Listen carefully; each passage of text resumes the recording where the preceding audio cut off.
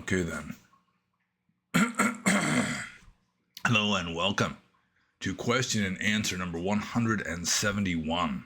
I am your host, Panyo Basa, and I just took a break from participating in a Hemingway novel, and I got my beverage. Oh, this is the first time this has ever happened on camera. The little paper umbrella actually fell into the beverage. So I'll put that over there. Take a sip of said beverage. And due to all the excitement of the paper umbrella falling into the beverage, I don't recall now if I said that I am your host, Panyo Basa. And question and answer 171 is not a prime number, because 171 is in fact 3 times 3 times 19. I'm starting a little bit late today, just a little bit, because I didn't get up until after 2 o'clock in the afternoon after having like these weird work dreams. It's like I had these semi-nightmares associated with work, just because work is just kind of like this hectic, aggravating kind of a job sometimes.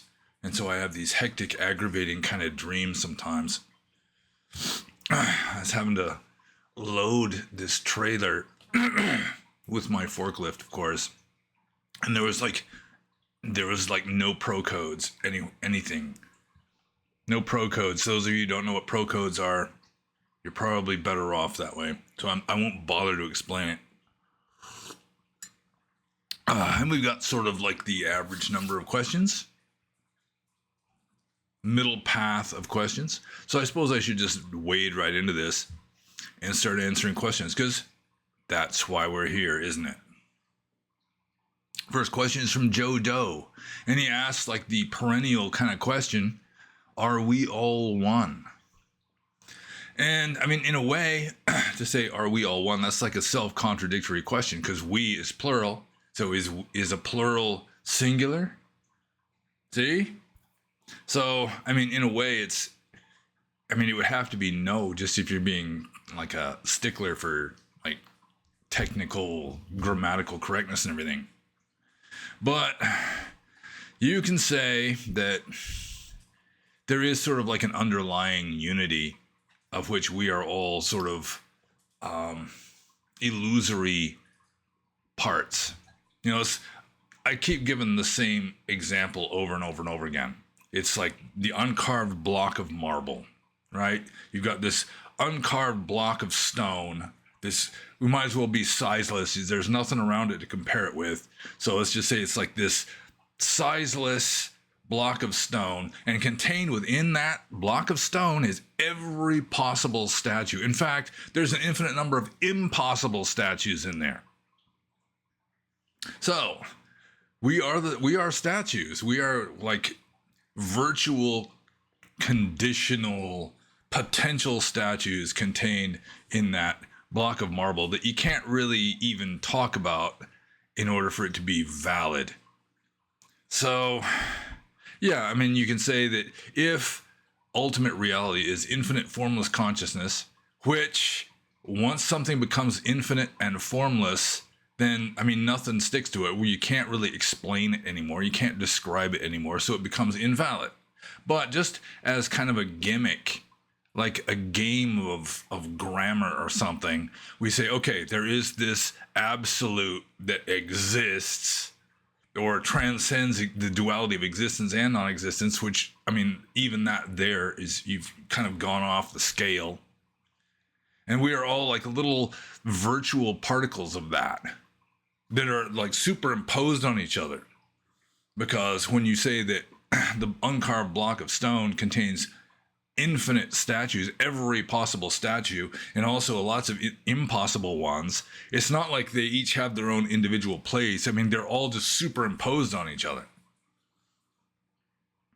So in that sense, you could say we are all one, because we all share the same consciousness. It's just that the mental states are different, and we're all just aspects of this indivisible absolute, or like in the Sin Sin Ming, attributed to one of the Chinese patriarchs of Zen Buddhism, He says, all we can say is not two.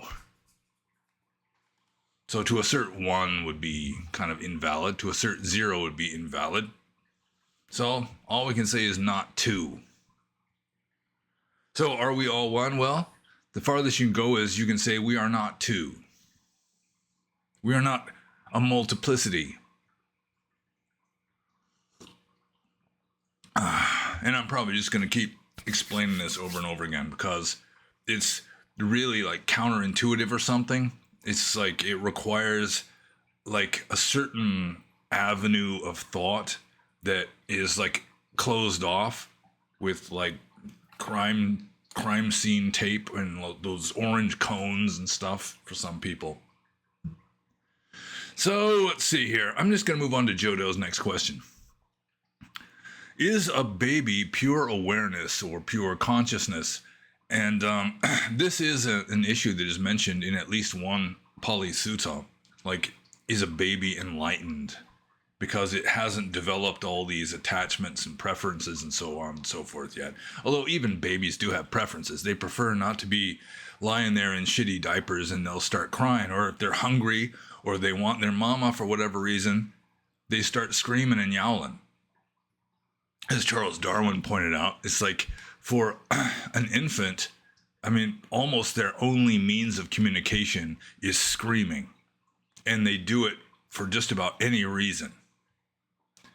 So is a baby pure awareness? Not really. I mean, you look at babies, they sleep most of the time. And if you're sleeping most of the time, that's not pure awareness. So they're at kind of a rudimentary level of perception because their nervous system hasn't even been fully hooked up yet. Just going with like a materialistic kind of like scientistic sort of explanation. So they're just at a very kind of crude level of unenlightenment. Sort of like a cow or a frog. I mean, human beings are more delusional than cows and frogs are. It's like the bigger your mind gets, the more complicated it is capable of being, then the more delusion you can fit in there. So something with a very simple, elemental kind of a mind, they're not going to be fully enlightened, but they can't fit as much delusion into their mind as we can. So, I mean, it's like this duality, wisdom and foolishness come together in a sense, so that a human has way more potential for wisdom and also way more potential for foolishness than a cow or like a newborn baby or whatever.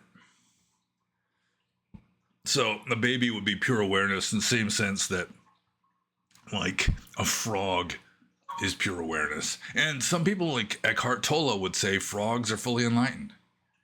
But the very fact that babies kind of fall out of that state indicates that they weren't really enlightened to begin with, because you don't fall from enlightenment to unenlightenment.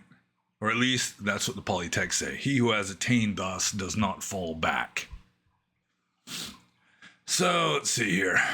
Anything else? There was something else I was going to say. Is a baby pure awareness or pure consciousness? No, not really. It's just a very kind of crude, elementary form of delusion that blossoms into massive delusion as the baby gets older, especially in some babies. Let's see here. I might as well just move on to the next question. This is from Romeo. And Romeo says, I recently purchased your excellent book, Buddhist Ethics, Buddhist Practice. This is a good plug here for the book. I'll start over. Romeo says, I recently purchased your excellent book, Buddhist Ethics, Buddhist Practice, and read your essay, Who is Right and Who is Wrong? That's one of the chapters in the book. In the essay, unless I totally misread it, you posit that there is no such thing as objective reality and that everything is subjective. As I was reading it, I found that you were making a lot of convincing points. Then I thought, wait a minute, these are the same arguments that the woke left uses. Can you clarify your subjectivity over objectivity argument, as well as summarize the point of your essay overall? Well, the point of the essay overall, I'll get to that first, I guess. I mean, it wasn't I mean, it really was not trying to assert the same things that like postmodern leftists assert, that truth is just a cultural construct.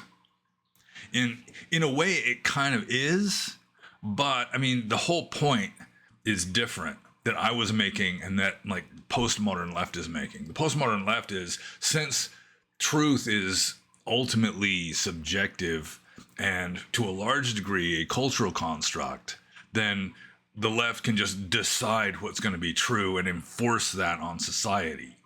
And what I was doing was more of an appeal to skepticism, like classical skepticism. In fact, I would not be at all surprised if shortly before writing this essay, I read Sextus Empiricus, who was our main source of what ancient skepticism was like. It's Sextus Empiricus wrote this. It's like a textbook on skepticism. And, you know, he points out that even our own eyes and ears are not fully reliable. Like food that you usually taste good, if you're feeling sick, it can taste bad. You know, if you're just in a certain kind of mood, what usually looks beautiful isn't going to look beautiful anymore. So it's subjective in that sense, so that you can't really nail down some objective hard truth. That was one of the arguments Sextus Empiricus was making. In fact, he made it several times. So, yeah, I was mainly appealing to skepticism, that nothing is really certain, at least nothing out there, that Western philosophers relatively early on, like Spinoza and David Hume, both asserted, I mean, they considered it to be something worth emphasizing, that anything that is at least partly outside of your own mind, you know, dealing with matters of fact in some presumed external world, you can never be entirely sure of that. That your own perceptual filters are going to be filtering out certain things and distorting certain things and just making up things. So, yeah, I mean, you can't really rely on your sensory system and your perceptions to accurately describe what's going on outside of yourself. So what the postmodern left is doing, like I pretty much already said, is they're saying truth is just a cultural construct, but even the statement truth is just a cultural construct would itself just be a cultural construct. And so you can't really make any kind of assertions. I mean, the same way with skepticism, I mean, they still make the assertions. You can't really know anything for sure, which itself is just another assertion. So, I mean, one of my favorite suttas in the Majjhima Nikaya is the Dighanakha Sutta, which is the discourse that caused Venerable Sariputta to become enlightened, because he was listening to the Buddha talking to this ascetic named Dighanakha, which means long fingernails. And this non-Buddhist ascetic, Dighanakha, says, nothing is acceptable to me, which is like, you know, no idea, no belief is acceptable to me. And the Buddha says, well, even that idea that nothing is acceptable to you seems to be acceptable to you.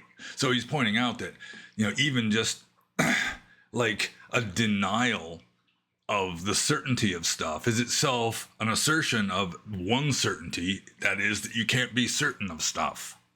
So the Buddha was saying, well, you still believe that one idea, which means that you still have a belief too many. And I mean, I might as well get into the idea that even though, I mean, all of the truths we are working with in society are just like conventional truth. You know, in Buddhism, you've got two different levels of truth. At least two different levels. You got conventional truth, Samudhi Sacha, and ultimate truth, Paramata Sacha.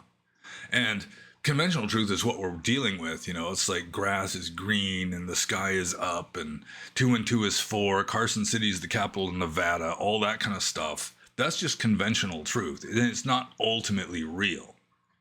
It's just stuff we're working with. But still, because we're all human, we all share the same kind of perceptual system, so that there's going to be like regularities that found universally throughout the human race, except for humans that are just so psychotic that they can't function in society. So where was I going with that? Oh yeah, it's just empiricism has a certain amount of regularity to it.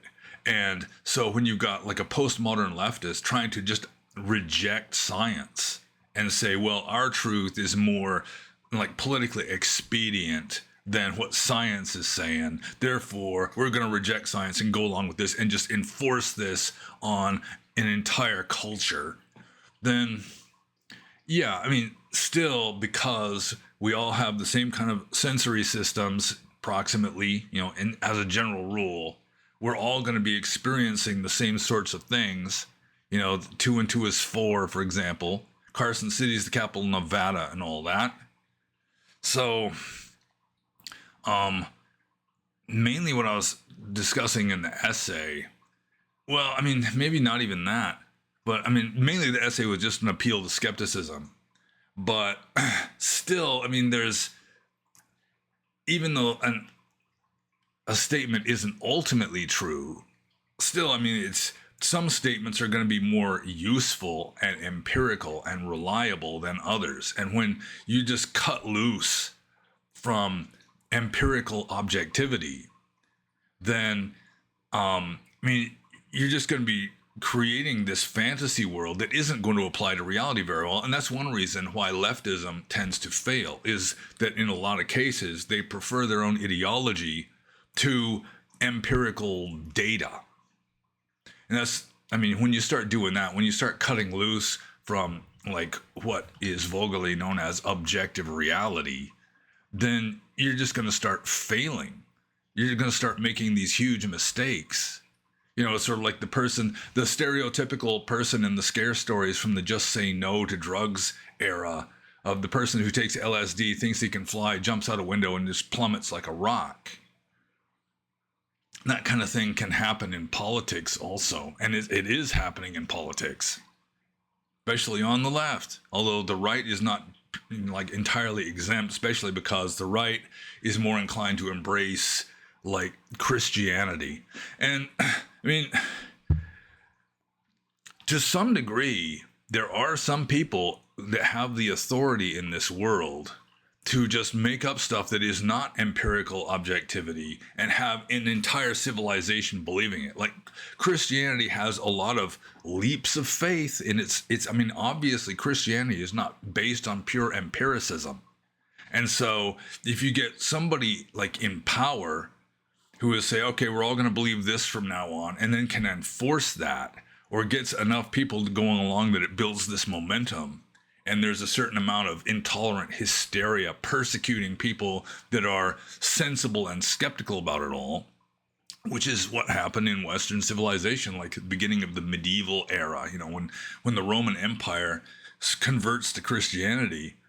It's like the people that didn't believe in Christianity, aside from some Jews that were valuable because they could lend money at interest, they just got persecuted into extinction. But that didn't make it necessarily true. I mean, it made it conventional truth. Jesus died for our sins. His mama was a virgin and all that. I mean, that became like conventional truth for Western civilization for over 1,000 years. And a lot of people, many millions and millions of people still believe it. That this Jewish man who lived in the early Roman Empire died for our sins. His mama was a virgin. He was the only begotten son of God Almighty, who happened to have his origins in like Jewish or like Hebrew tribal beliefs and so forth. The combination of El and Yahweh with getting some like Egyptian ideas and Babylonian ideas and Greek ideas and combining it into this God Almighty. Jesus is an only begotten son and all that. I mean, there is some of that, but I don't think that it's quite the same as you've got postmodern leftists who are just saying, okay, from now on, there's, 157 different genders, and that men and women are the same. There is no sexual dimorphism in humans, which obviously is untrue.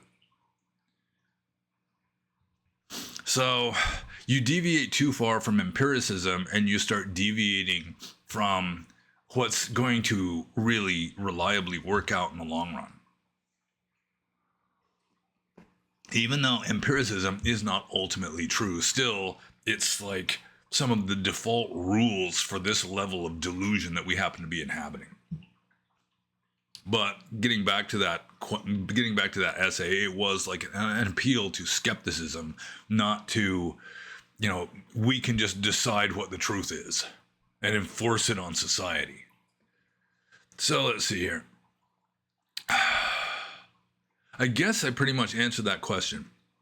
And so I'm just going to move on to Romeo's second question here, which is kind of a follow-up on his first question. Does your position that everything is subjective include the woke left's contention that male-female sex differences are not based in objective reality and science, but rather are on a subjective gender spectrum that includes an ever-expanding slew of categories like non-binary? So I think I pretty much already answered this part. That, let's see. Does your position that everything is subjective, include the woke left's contention that male... Well, I mean, for an individual person to believe that, then that would be their subjective experience. There's a lot of people out there whose subjective experience is that the male-female binary or dichotomy or duality is just fake, and then they want to replace it with something that's even more fake.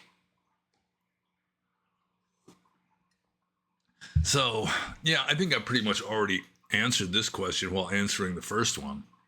Let's see, everything is subjective. The woke left's contention that male-female sex differences are not based in objective reality. In a way, it is based in a kind of objective reality, although objective reality is also subjective. It's just that what we call objective is like a subjectivity that is shared amongst, most other humans, just because our perceptual systems are similar. We belong to the same species. So there's going to be a certain universal phenomena in the human species, just barring outliers that are really psychotic or something. That, there is a regularity that cannot really be denied, or you deny it at your peril. So the very fact that we belong to the same species, the human species, means that there's going to be certain regularities in our perceived objective reality. And some of what the postmodern woke left is doing is just trying to just get away from empiricism and what objectivity humans are capable of managing, and just coming up with whatever serves their agenda. And part of their agenda is just a kind of moral degeneracy, decadence. Decadence used to be a big thing. You'd read about decadent civilizations of the past in history books up until the latter part of the 20th century, when all of a sudden everyone just gets real quiet about that because we're smack in the middle of it now. So people don't want to be reminded of that we're living in a degenerate civilization at present. So let's see. Yeah, and in Gibbon's Decline and Fall of the Roman Empire, he points out as just a kind of truism for historians at the time that one sign of a civilization in decline is eunuchs rising to social prominence in a society.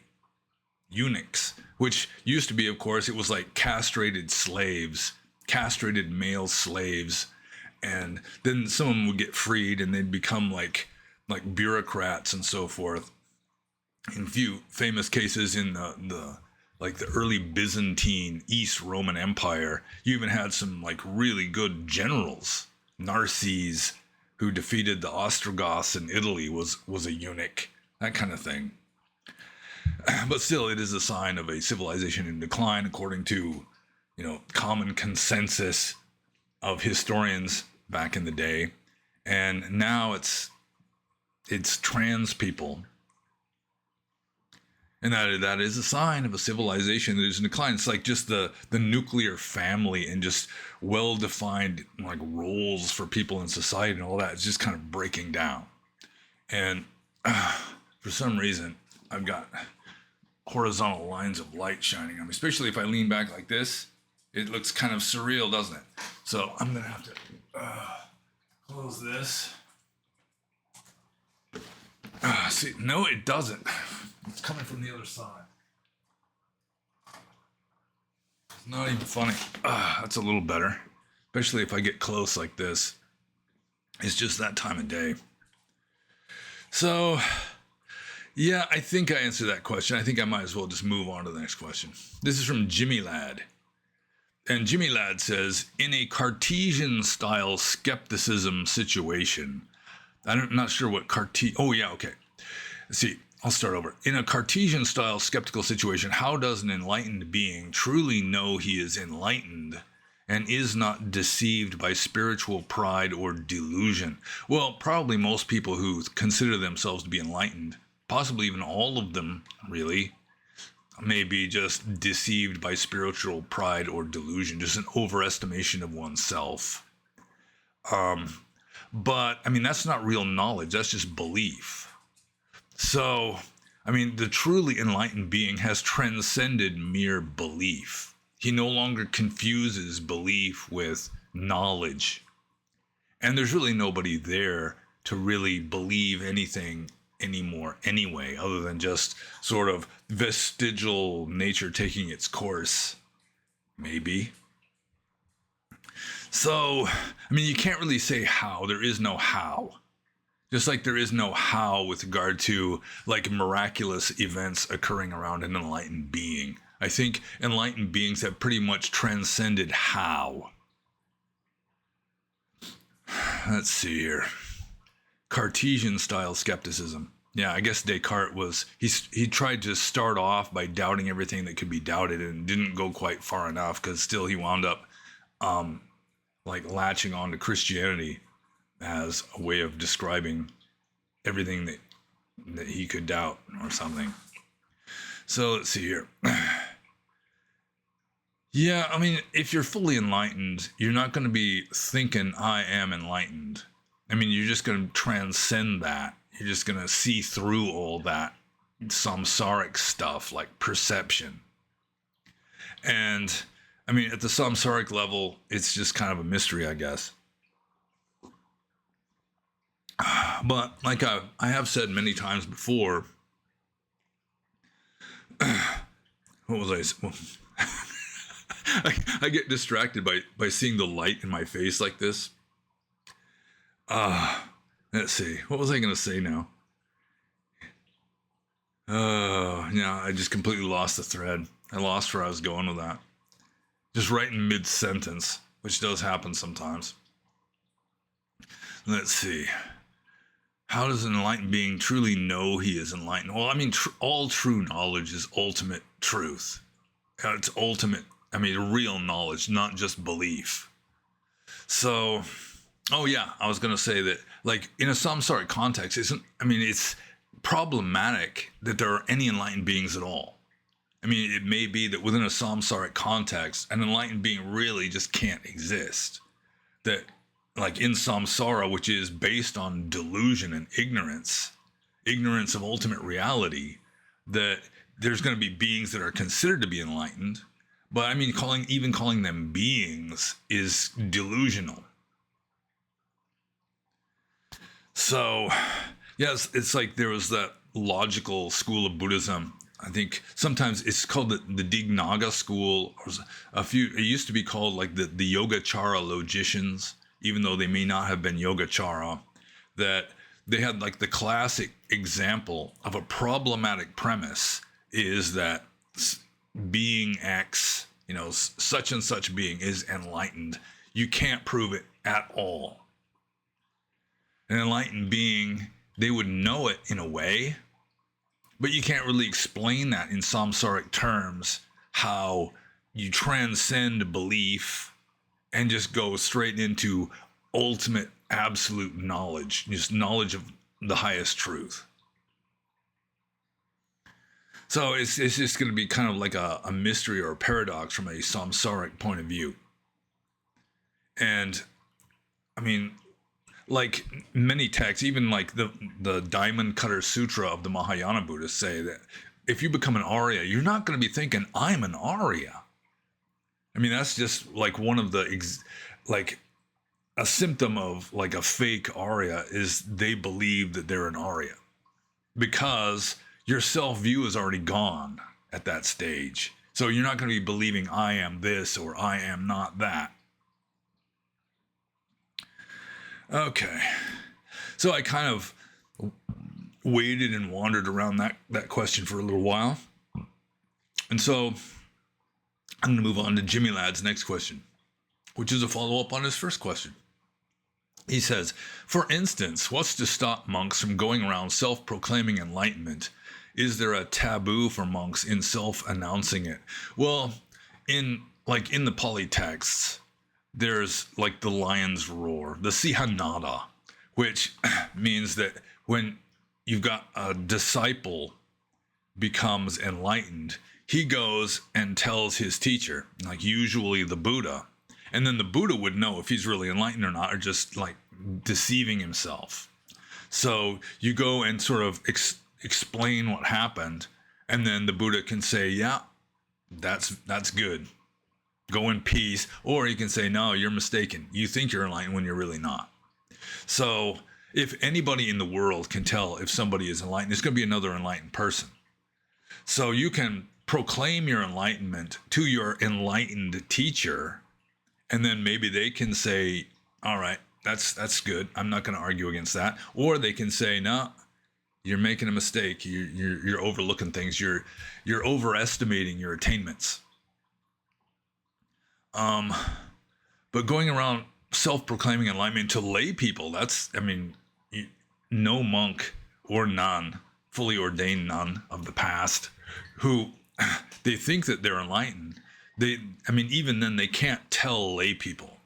They can tell other monastics, in private, maybe just, for feedback or whatever.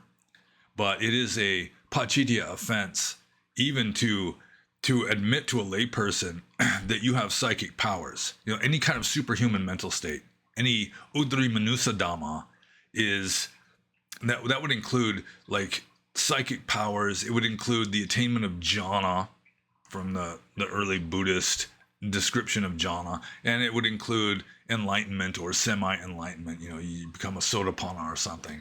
You're not allowed to say that to a layperson, even if it's true, because that's a pachitya offense, an offense requiring confession. But if it's false, if you're just deliberately lying, you're just claiming that you can remember your past lives when you can't, just in order to get famous or get a reputation for being enlightened or whatever, then that's parajika. You're excommunicated for life. That's like the worst thing a monastic can do. Going with the text, it's even worse than murder. So what's to stop monks from going around self-proclaiming enlightenment? Well, if they're going around self-proclaiming it falsely to lay people, then they're excommunicated. Or, if they're knowingly falsely proclaiming it even to other monks, they're excommunicated. But there is like the little loophole of if you're just overestimating your attainments, if you sincerely believe you're enlightened when you're not, then you wouldn't be excommunicated, but it would still be, if you're telling lay people about it, it would be a pachitya offense requiring expiation. But, you can self-proclaim, like even becoming a sotapanna, like Venerable Jnanavira famously and notoriously did this. He believed himself to have become a sotapanna back in the 1960s when he was living in Ceylon. And so he just sent out letters. First he was going to try and keep it a secret till after his death, but didn't have it in him to keep it a secret. So he just kind of blurted it out. He just kind of released the letters before, just maybe it was just one letter, just announcing that he had become a sotapanna.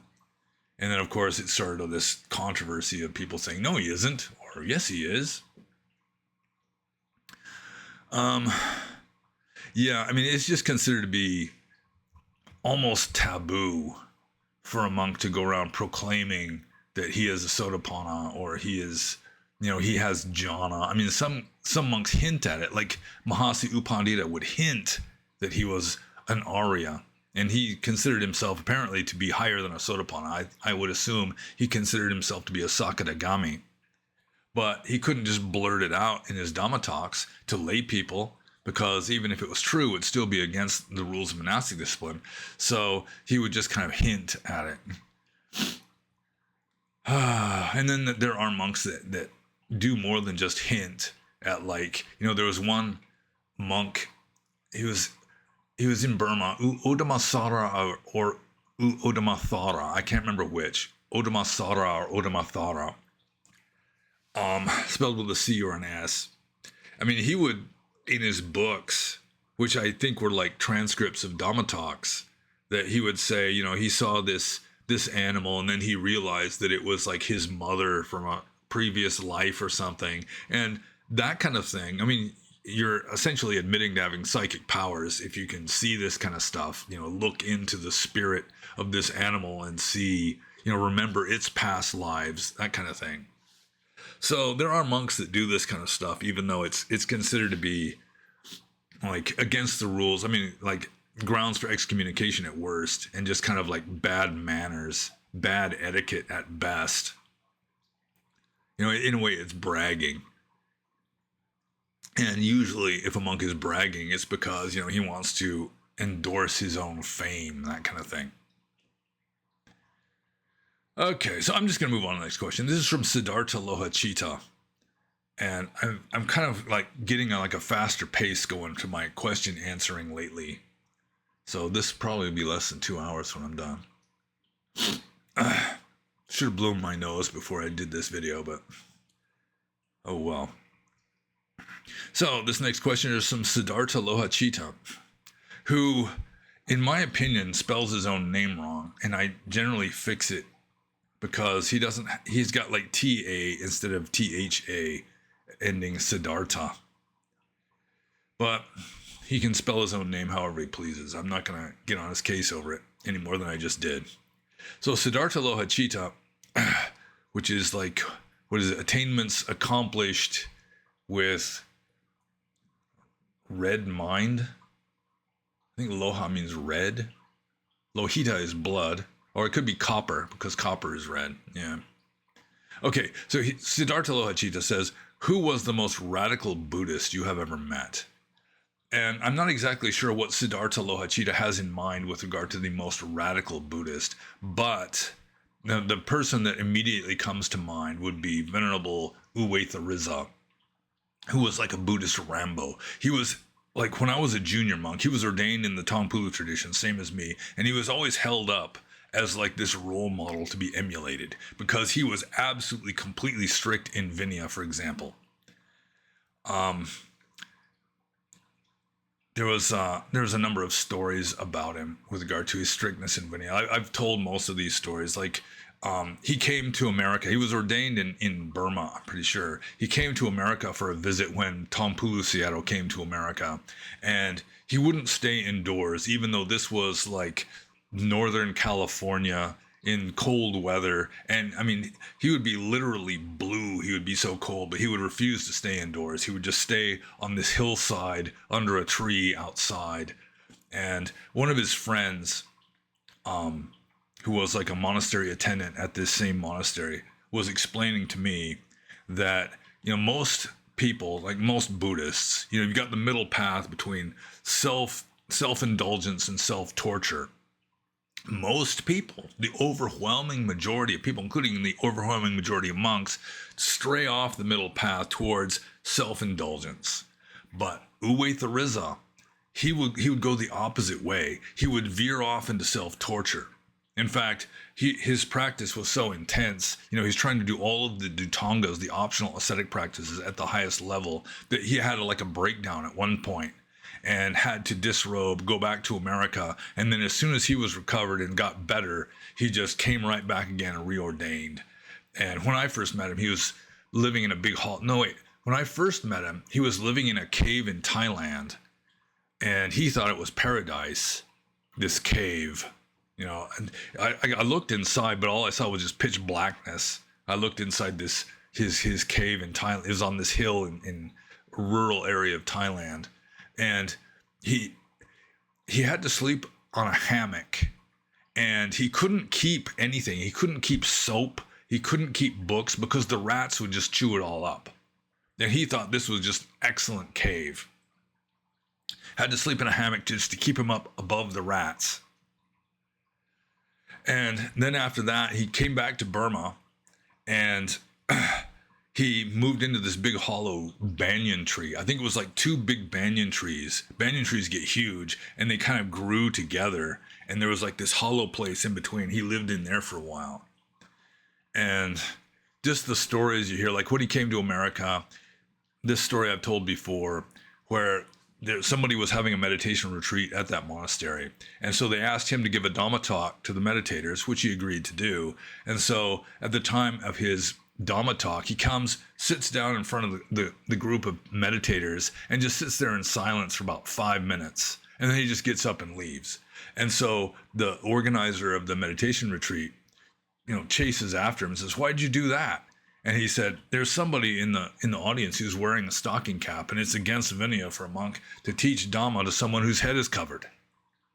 So the organizer of the retreat went back and got this lady. It was wintertime, it was cold, to take off the stocking cap, and then he came back and gave the Dhamma talk. And he was doing that kind of stuff a lot. He was just kind of an eccentric person, and just he was like a Buddhist Rambo. And he was sort of like my role model for a long time in my early years as a monk, especially. He eventually dropped out of the monkhood, but he just did not stop living a monastic life. He remained like this monastic hermit, wearing like robes, shaving his head sometimes, letting his hair grow long sometimes. So he was like a yadate in Burmese, which is like a non-ordained, like religious hermit monastic type. But he changed his name legally. So even after he dropped out of the monkhood, he still had this Pali name with Bhikkhu as his last name. So he'd be the most radical Buddhist I've ever met.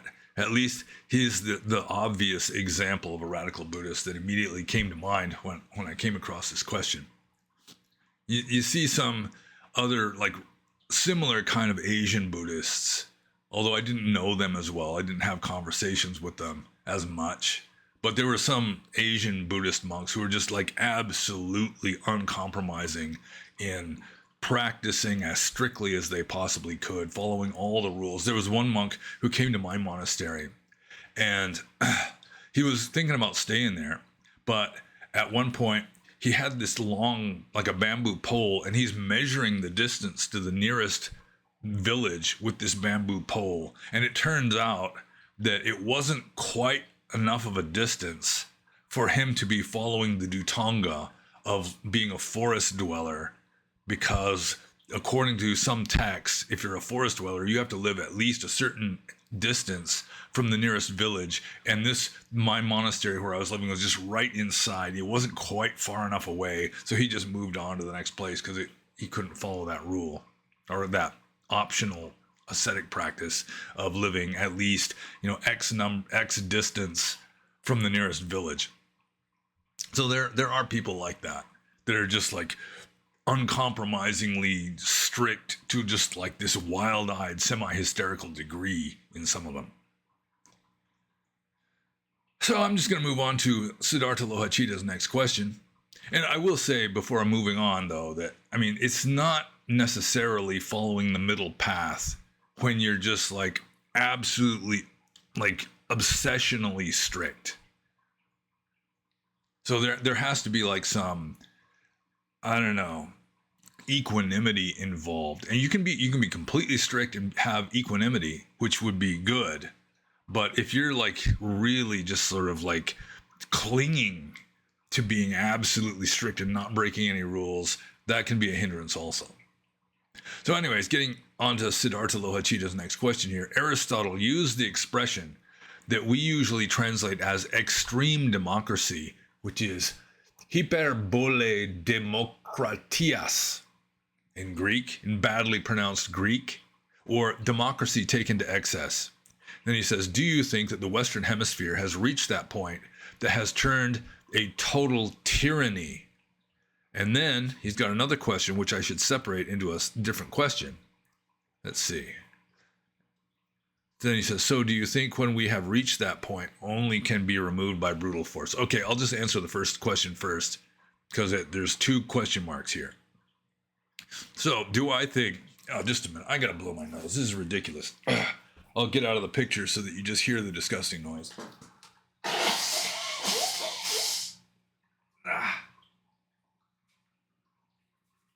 Okay. When you have a mustache, you have to blow your nose more carefully than most people do. But I digress. So, do I think that we have excess of democracy? Yeah, and the Founding Fathers warned against what America was becoming, just setting aside all the other more or less democratic countries in the West, just dealing with America. The Founding Fathers, like Thomas Jefferson, realized that when you give the right to vote to everybody, including like people that are living on the dole, then they're just going to vote for more free stuff. It just kind of degenerates into a kind of socialism, and that's not good. Like originally in America, like the 1776, or starting with the Constitution anyway, the only people that could vote in America were white men who owned property. And to some degree, I mean, the whiteness probably you could dispense with that without too much damage to the system. But allowing women the right to vote, I mean, immediately you're going to start like sliding towards socialism, because women are more interested in security than in liberty. They'll vote away their own rights and freedoms and your rights and freedoms for the sake of security and taking care of everybody. And when you start like rewarding this being a kind of economic parasite on society, you're not contributing. You might be paying a little bit of your dole back in the form of taxes, something like that. But seriously, it should be like only the people who are like supporting the system should be the ones who have the right to participate in the political system.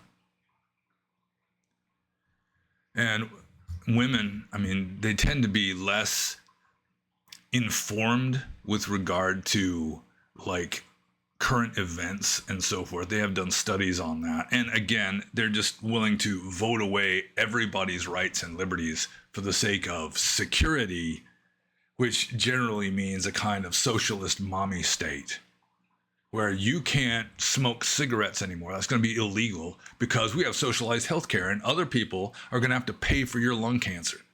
That kind of thing. You have to wear seatbelts. I mean, this was an argument used when I was a teenager. They just passed the seatbelt law that if you're going to be driving your car, you have to have your seatbelt attached. And the main argument, mainly that you get from girls, is, well, you get in an accident, you could become a ward of the state. The government will have to support you, and which means everyone else in a kind of socialistic or semi-socialistic system is going to have to pay for your accident. So, yeah, I mean, you can use socialism as a kind of like a ratchet device for getting farther and farther away from rights and liberties. You stop being citizens and start being subjects. But yeah, I do think that when you've got people on welfare voting, you've got extreme democracy or democracy taken to excess. It should be only the people who really are in a position to make valuable contributions to society, and not just by like selling empanadas from a food truck. But at least those people have jobs. I mean, like a welfare queen with 8 kids by 5 different fathers who, I mean, her career choice was just going on welfare. Then, I mean, a person like that should not be able to vote, because they're just going to be voting for more free stuff. Of course, they're going to vote Democrat every time, which is why the Democrats like this kind of thing.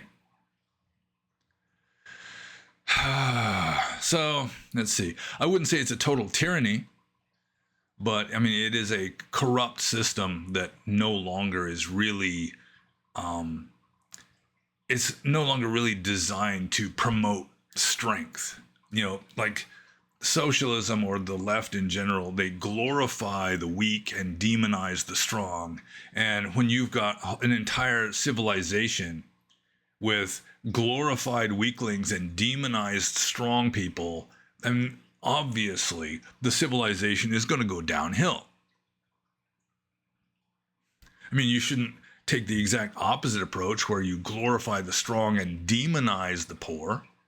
But glorifying the strong, I mean, that's what the ancient Greeks and Romans did. Their culture heroes, up until they turned Christian, were like heroes. Theseus and Achilles. Achilles was a real asshole, but he was a hero.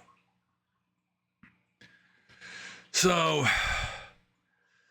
yeah, I mean, like, you can glorify the strong while at the same time having some compassion for the weak, but still that compassion for the weak should be demonstrated by private charity and not just raising taxes so that some government bureaucracy can very inefficiently support the weak. So yeah, I do agree that we have got an excess of democracy. And it's even worse in places like Australia or New Zealand or the UK or the EU or Canada than it is in the United States. The United States, as I said, I think in the previous Q&A, hasn't been fully castrated yet. We still have one ball. Okay, so I guess I'll just move on to the second half of this question by Siddhartha Lohachita. Do you think that when we have reached that point, only can be removed by brutal force? Well, anything is possible. So I don't think it's necessary for the system to be violently overthrown necessarily. You could have,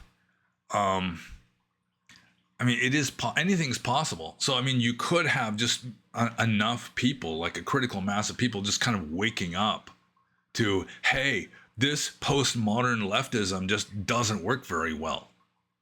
Then, I mean, if you have enough people shifting in their consciousness like that, then sure, like going with Rome is like a good example of what can happen with America. That, you can have reforms, but I think taking the vote away from women or taking the vote away from people living on welfare handouts, that's going to really take some doing.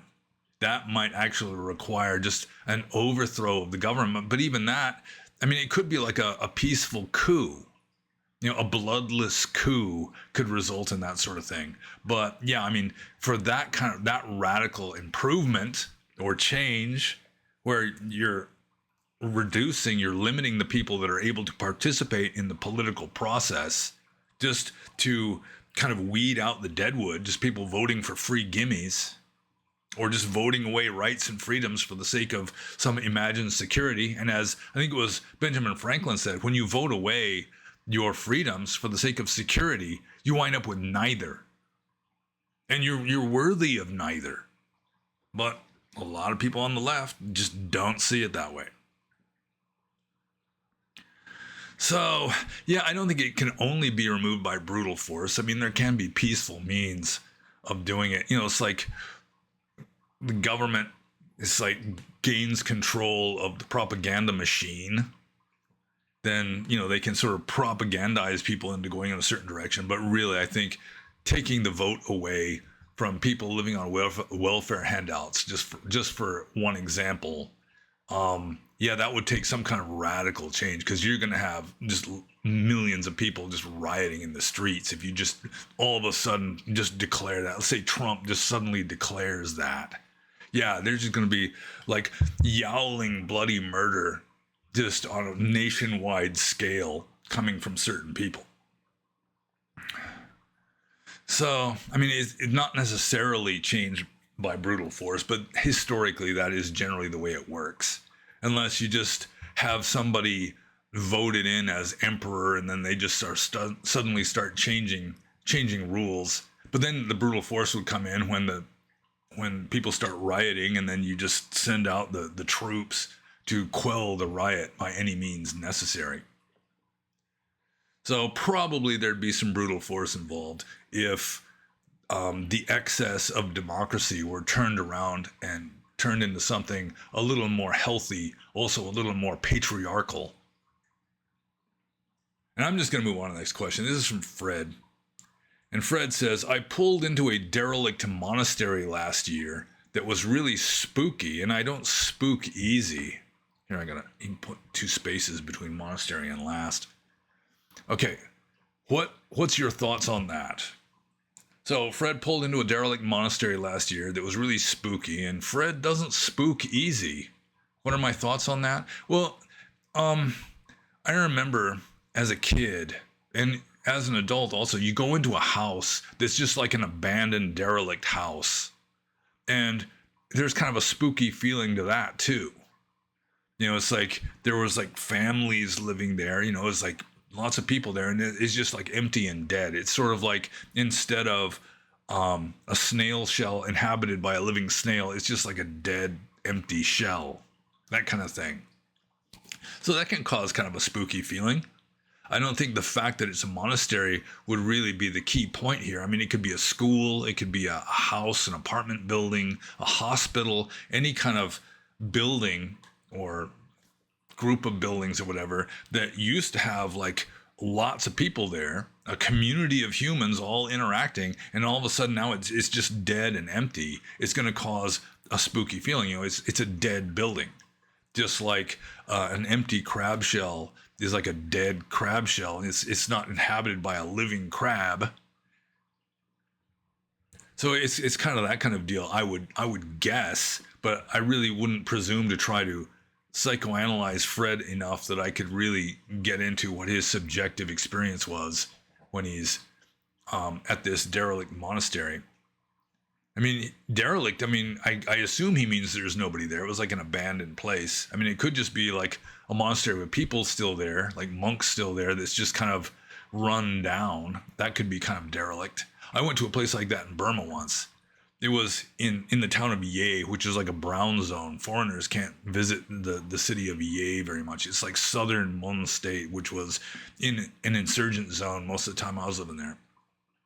So anyways, I got a permit from the government to go and visit pagodas in Yei. That's not really why we went there, but you just say that on the application. And there was this monastery that specialized in contemplation of corpses, and there were like mummified corpses throughout this monastery, and there was just like mold and mildew all over the place in this monastery. There's pictures on the wall. You couldn't even tell what the pictures were because it was so overgrown with like mold and stuff. You look up on the bookshelf, there's like a mummified human foot just sitting with all this other junk on this shelf, that kind of thing. And then they have like these cases of like mummified humans everywhere. It was, I mean, that place kind of gave me the willies, kind of. And it wasn't just that there was human bodies and human body parts. It was just like the mold and rubbish and everything. Anyway, the dirt, I don't think the monks that would live in a place like that would be completely healthy unless they were like very advanced and were just above all that kind of stuff.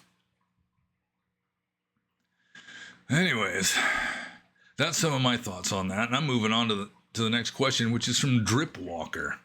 And Dripwalker says, you said that in Burmese society that people whose livelihood involves killing are of low social status. How does this apply to people who serve in the Burmese military?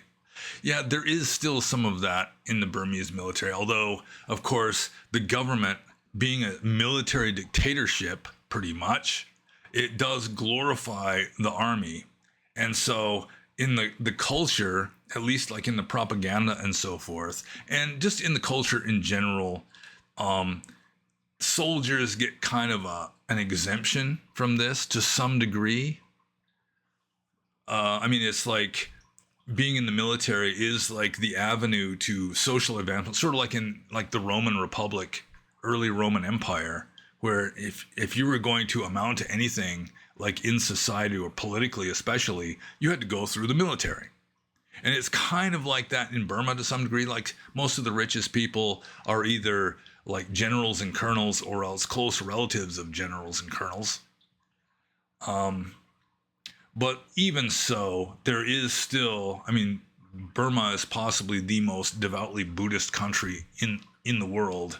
And so people realize that soldiers who kill people, including citizens of their own country, that they're not doing what is wholesome. You know, they're making bad karma, especially if they're actually killing people. Not all people in the military are actually shooting people, or blowing them up or whatever. But the thing is, there is enough of a semi-stigma on the army, partly because the army is like the oppressive government, you know, the oppressive arm of the government and all that. You know, the Burmese military is mainly used against people within the country rather than, you know, in foreign wars, obviously. So most of the recruits into the Burmese military, or so I have read, are not ethnic Burmese. They're like Chins and Karens and these Christian ethnic groups that live on the outskirts of the country. So it's like the heartland of Burma is ethnic Burmese, and all the way around, you know, like you've got the Rakhines, and then you've got the Chins, and then you've got the Kachins up north, and you've got the Shans, and you've got the Kayas and the Kayins, and so it's like all the way around the country, on the frontiers or the borders, it's these non-Buddhist, or anyways non-Burmese groups, and a lot of them were converted to Christianity during the British colonial times and after British colonial times with American missionaries. First it was English missionaries, then American missionaries also came in and converted a lot of these, the Nagas and so forth, to Christianity. The Nagas being a tribal group living in northwestern Burma, north of the Chins, kind of in between the Chins and the Kachins. In the Northwest, they used to be headhunters up until, you know, well into the second half of the 20th century. So I guess converting to Christianity was an improvement on being headhunters. Let's see. So, yeah, I mean, the Burmese, they tend to have a certain, like, Buddhist reluctance to consider becoming soldiers. And at least it's a statistically significant reluctance, and the government like selectively targets these ethnic groups to become soldiers. So that's a factor also. So yeah, I mean the military really does not have a very good reputation in Burma, mainly because it is a brutal and repressive and incompetent military dictatorship, or it has been for most of the time that I've been associated with that country. And so I'm just going to move on to the next question, which is from SG. And SG says, what is the fundamental ontological relation between samsara and nibbana, or the unconditioned element? Is samsara itself sustaining and nibbana is this separate thing that has no connection to it, or is it dependent on nibbana? There must be some connection if liberation is even possible, or else how would one get from here to there, acknowledging that there isn't a physical place in space? Well, there's two ways I can answer this question. One is like the orthodox Theravadan way, and then the other is what I consider to be closer to reality. So the orthodox Theravadan way, like Abhidhamma philosophy, it's got Nibbana essentially part of samsara, at least with regard to the scale of the ultimate realities. You know, there's 128 ultimate realities. Nibbana is just one of those. Tongue sensitivity, earth element, you know, all this stuff is just as real as Nibbana is from the point of view of Abhidhamma, and I just cannot buy that at all. I've really have very little use for the Abhidhamma philosophy of Theravada Buddhism, and most Western monks, most Western Buddhists really don't have much use for Abhidhamma. So it's just like the way that the early Buddhist philosophers, early Theravada Buddhist philosophers worked it out is they did not have really a sophisticated formal logic in northern India at that time, apparently. And so there's what we would consider to be kind of sloppy thinking involved in working out the system. Like Nibbana is no more real than wrong view or tongue sensitivity or femininity, fire element, that kind of stuff. I mean, that's just, they can't really explain Nibbana very well at all because they're trying to keep Nibbana at the same level of reality as everything else, and it just doesn't work that way. So my explanation is what I was explaining in answer to the very first question on this Q&A, in which I talk about in pretty much every Q&A, the simile of the uncarved block. Infinite formless consciousness, which because it's infinite and formless, and it's really the only thing that really exists, I mean, it just kind of becomes indistinguishable from absolute nothingness. You know, like the philosophy of Hegel, his logic, his first thesis is pure being. And then his antithesis to that is pure non-being. And he points out that you can't really tell them apart because there's no discernible content in either one. So after that, Hegel in his philosophy just accepts that pure being and pure non-being are synonyms, that they're the same. And so you wind up with this strange paradox of the absolute in Buddhism that, I mean, you talk about it a little bit, but it's kept to a minimum in Buddhism. I think the Buddha wisely knew that when you reify the absolute, you start calling it an it and talking about it a lot. I mean, you just wander off into delusion because no perception is going to stick to that. Absolute truth, ultimate truth, Paramata Satya, cannot be put into words. Once you start talking, you're talking conventional truth, which is delusional. At worst, it's delusional. At best, it's just illusion. So you've got this uncarved block of marble in the simile, and contained within that block of marble is every possible statue, including an infinite number of impossible statues, like a statue with its head levitating above its neck. Or, you know, you've got Myron's discus thrower with legs as thin as threads that couldn't really stand up under its own weight, you know, if it were really carved out of marble, but it's still in that block of marble. So the connection between samsara and nibbana, samsara is all the virtual statues, and nibbana would be the rock. You know, it's like essence and form. Like I keep using coffee mugs lately.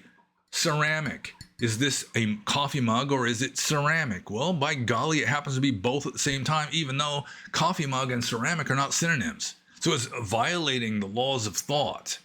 You know, it's A and not A at the same time because it's coffee, it's a coffee mug, and it's ceramic at the same time, even though ceramic is not the same as coffee mug. Coffee mug and ceramic have two different meanings, but it's both at the same time. So it's A and not A simultaneously, violating the Aristotelian laws of thought.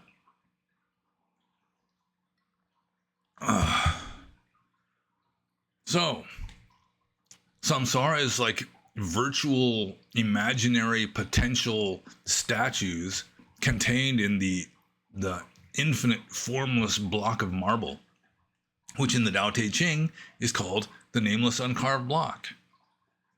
The Tao Te Ching says, you know, so from the Tao came the one, from the one came the two, and from the two came the 10,000 things. So, just sort of translating that into Buddhist terms, it's like the Tao is the absolute, it's Nibbana, Nibbana Dhatu. And the 10,000 things are samsara.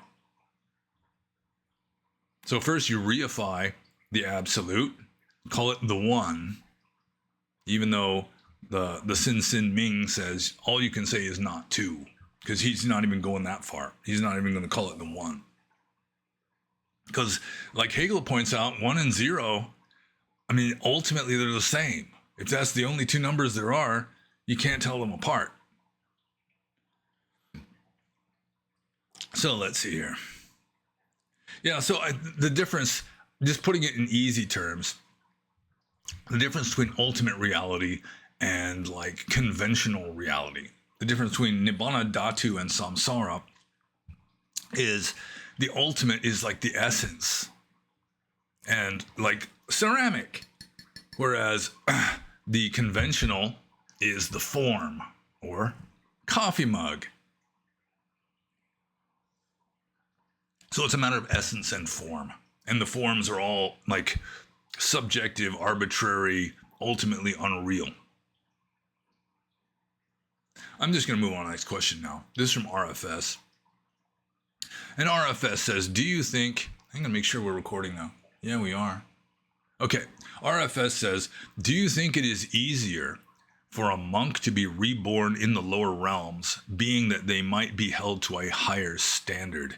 And when I was a monk, I used to remember reading somewhere, I think it was probably in a book by Thomas Merton, that there's a saying among the Catholics that a monk can go to hell easier than a layperson simply because they've got a higher standard they have to live up to.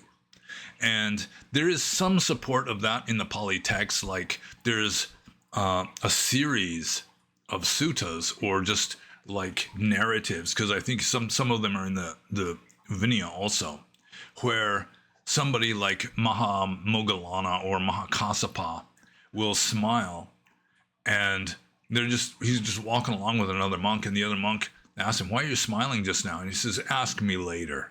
So later he gets asked, and then he says, I happen to see this ghost or a spirit flying through the air, and there's different ones.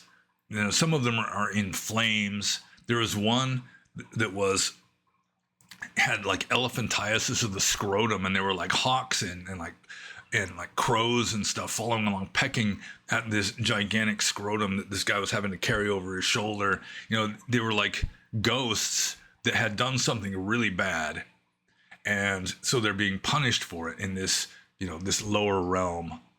And sometimes it's like a corrupt judge.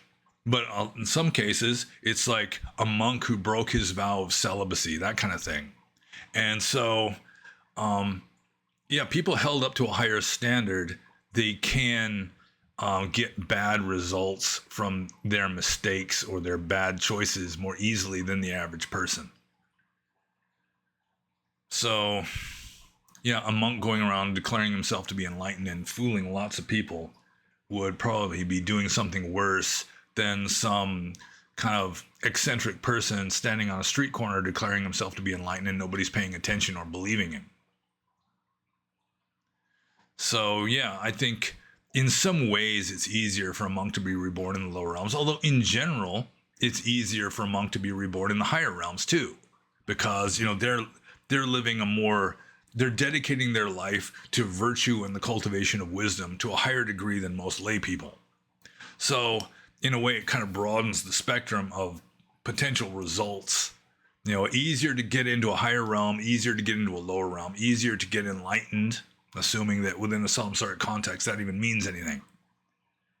But like bad monks, like Devadatta, he went to Avicii hell. He's roasting in hell, the lowest pit of hell right now, for trying to kill the Buddha.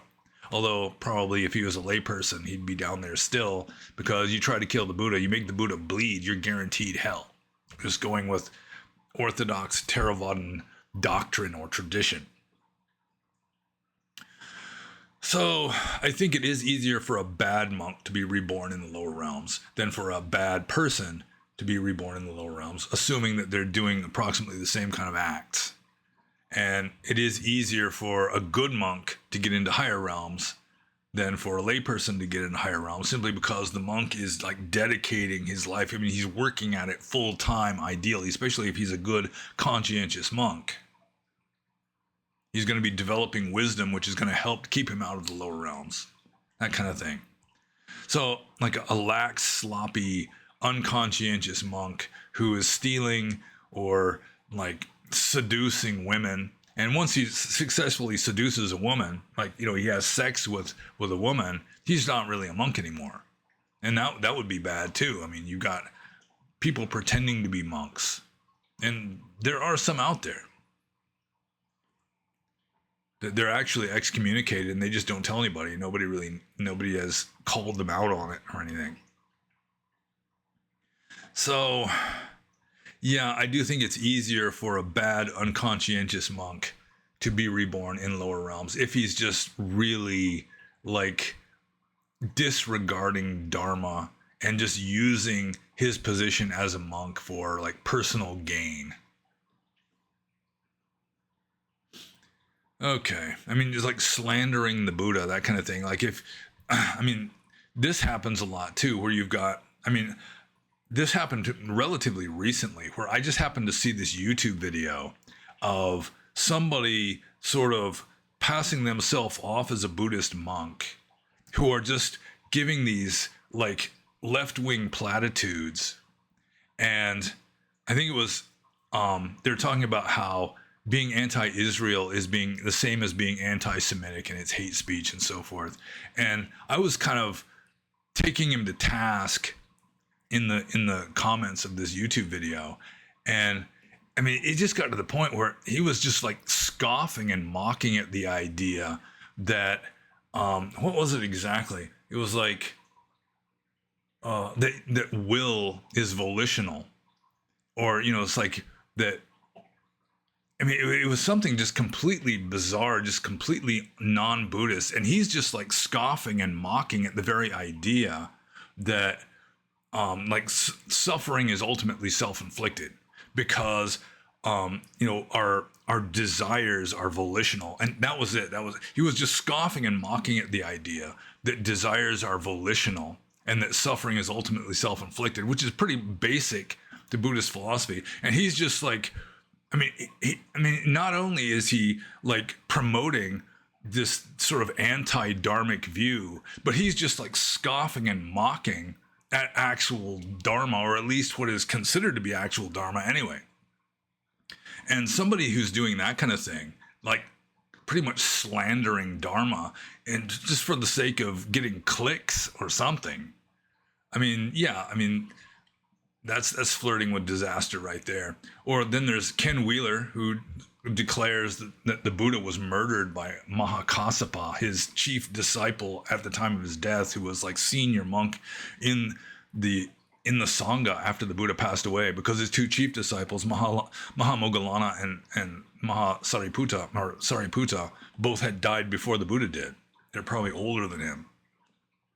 And Ken Wheeler is just declaring that Mahakassapa, you know, like the senior monk in the Sangha at the time of the Buddha's death, actually participated in murdering the Buddha. And I mean, you'd have to be damn sure that you're telling the truth in a case like that, because if you're just slandering an arahant, if you're slandering a saint just through reckless disregard for the truth, even though you might actually believe it's true, based on what? Based on like really crappy translations that you made yourself to make it look that way, then yeah, I mean, that's bad too. Although I'm completely digressed from, I just wandered away from the question because Ken Wheeler is not a monk. But you got to be really careful about some of this stuff. If you're like teaching the exact opposite of Dhamma while saying that it's Dhamma so that you're leading people astray. I mean, people could say that I'm doing the same thing, but at least I tend to differentiate my own personal opinion from orthodoxy. You know, if I digress, if I deviate from what orthodoxy teaches, like with regard to the relationship of Nibbana and Samsara, I generally make it known. And then you can choose for yourself which you prefer. But I'm not going to say that the Buddha taught this when really there's no evidence that he did. You're getting onto thin ice with regard to that. So let's see here. I mean, causing a schism, that's a guarantee of hell, supposedly. And plenty of Buddhist monks did that in the past.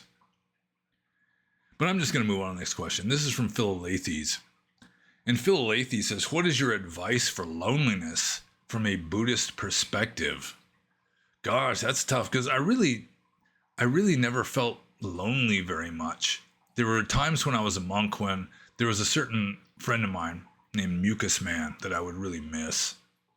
And I mean, being a red-blooded male, I would be lonely for a woman sometimes. I mean, just sort of having this unfulfilled desire for, you know, fulfilling one's mating instinct, that kind of thing. But as a general rule, I've been a loner. I've been relatively self-sufficient throughout my life. So advice for loneliness from a Buddhist perspective, first of all, I mean, you can just do the panacea and just practice mindfulness of it. What does it feel like? You know, observe the loneliness, and then it's not you being lonely anymore. It's just loneliness is arising. You know, this mental state is arising, and you just observe it. Like an ichthyologist observes a dead fish. What does it feel like? That kind of thing.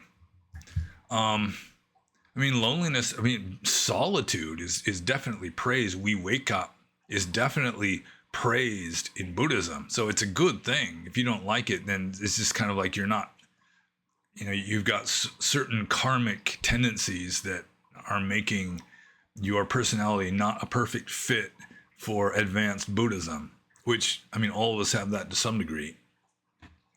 Most of us, anyway. So, what is your advice for loneliness from a Buddhist perspective? The best advice would just practice mindfulness of it.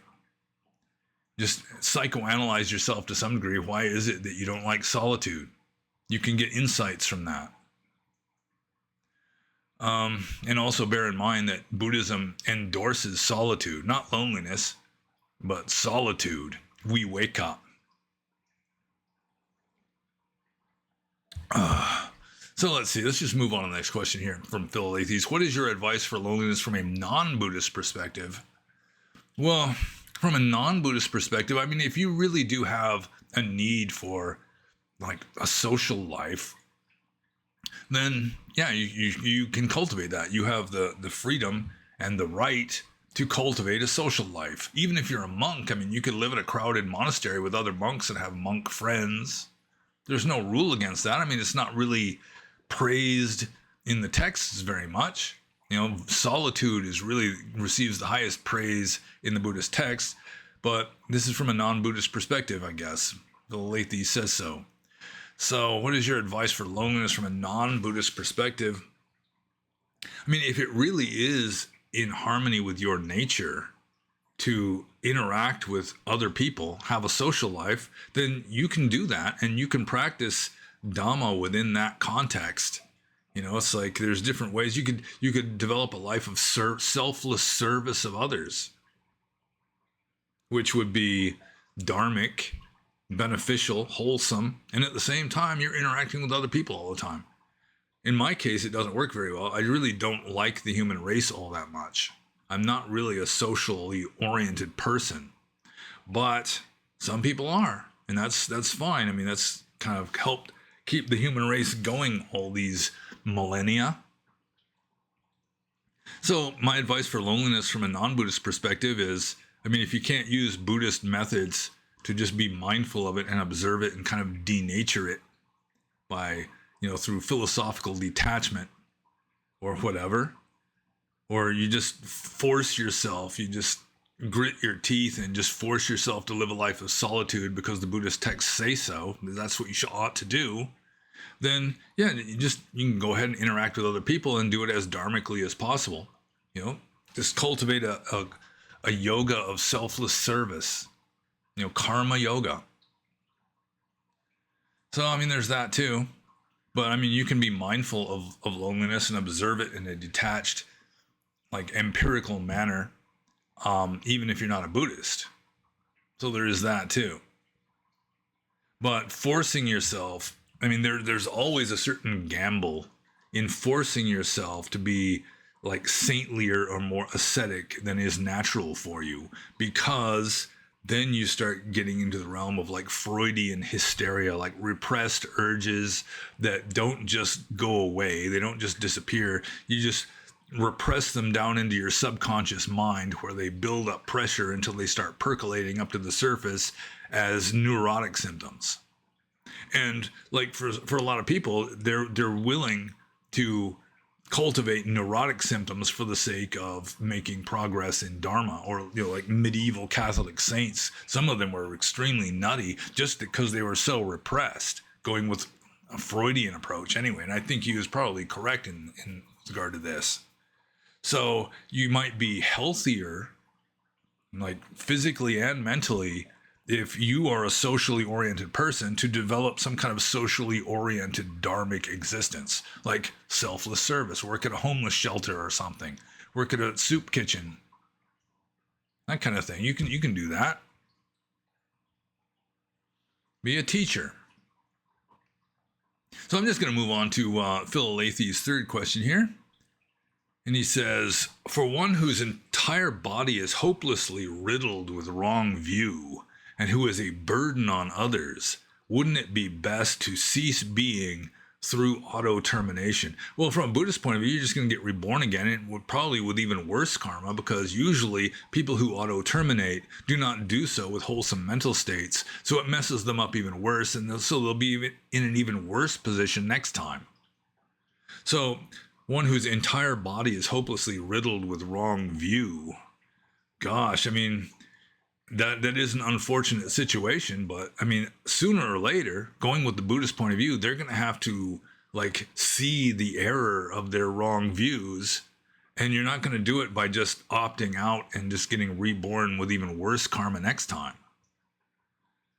So, I mean, being a burden on others, yeah, I mean, there are people like that, and the people that they are a burden on are like, they're experiencing the fruition of their own karma by having this person be a burden on them. But I mean, the best you can do is the best you can do. I mean, that's really it sounds like a complete tautology. It's just kind of silly, but really, I mean, all you can do is the best you can do. That's it. And samsara is always going to be fucked up. There's always going to be people with wrong view who are a burden on others. I mean, that's why we're here. Just, it's always going to be that way. Samsara is always going to be fucked up. You're never going to have a perfect world. There's always going to be like bad people with wrong views. There's going to be just liars and thieves and all kinds of stuff. So, I mean, you just have to accept that. I mean, if I hope Phil Lathes isn't referring to himself, considering himself to be hopelessly riddled with wrong views and a burden to others. I mean, in that case, I mean, obviously, at least Phil Lathes is inquiring and trying to find the truth and all that. But, I mean, if Phil Lathes is just referring to other people who are hopelessly riddled with wrong views and a burden to others, well, I mean, you shouldn't really be too worried about other people. Just like tend your own garden, as Voltaire would say. Because there's always going to be fucked up people out there, and you can't like change 8 billion other people. You can just change yourself, and even that's difficult enough. It's hard enough to change yourself, so there's no way in hell you're going to change 8 billion other people so that they're all going to be behaving in a way that you consider to be appropriate and acceptable. You know, if people are continually bothering you in a certain way, that's really your problem. And so you got to change your own attitude. Just figure out or work out some way of not being bothered by it, because they're not going to just disappear. I mean, you can just go out and be a hermit, but that's sort of like a slipshod way of dealing with the problem. It's like avoiding temptation, just like overcoming temptation temporarily just by avoiding it. I mean, that's like a slipshod way. The best way is to learn how to resist the temptation when it's right there in your face. And so the best way of dealing with people that are considered to be, like hopelessly riddled with wrong view and a burden on others, then you just have to adjust your own personality, your own attitude, so that they don't bother you anymore. You just accept that's the best they can do at the time. Bless their hearts. And continue with your life, because they're always going to be there. It's always, by improving yourself, you improve the world, partly because the world as you experience it is just like an outward reflection of your own mental states. So purifying your own karma is going to purify the world you live in to some degree. But it would not be best to cease through auto-termination, just because auto-termination generally creates even more bad karma, because the person does it with bad mental states, despair and whatever. So it's just going to set them up for an even worse situation next time. And I'm going to move on to the next question, which is from Sampapalapa. And Sampapalapa says, is there a tradition in Theravada to confess everything before and after ordination to the Sangha? Not confessing everything, but like at the ordination ceremony, you are asked a number of questions with regard to, do you have any certain serious diseases? And like, are you in debt? That kind of thing.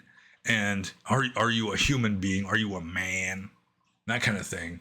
And so, I mean, that's the only real confession you have to make, like before your ordination, is like right at the ordination. You have to declare yourself to be, you qualify for being ordained as a monk. That's really all you have to do.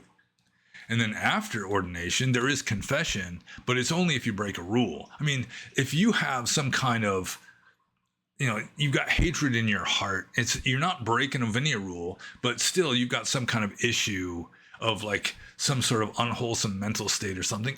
Obviously, you can go to your teacher, you can go to a wise monk and discuss it with them, but it's not mandatory. The only really mandatory confession in Theravada Buddhism after your ordination is you got to confess to the rules that you have broken. And then that's just very like corrupt. It's become almost a meaningless formality in Theravada Buddhist countries like Thailand and Burma. In Burma, you just say, oh, I confessed many offenses of various sorts. And you don't even have to say what you did. And then in Thailand, they're maybe a little better. They just confess each category of offense without mentioning any exact offenses that they committed, which is not much better than the Burmese method. So confession itself, I mean, it's not like in Catholicism, which is, I consider to be a respectable tradition, making real confession of, just anything that you think is sinful that you have done since the last confession.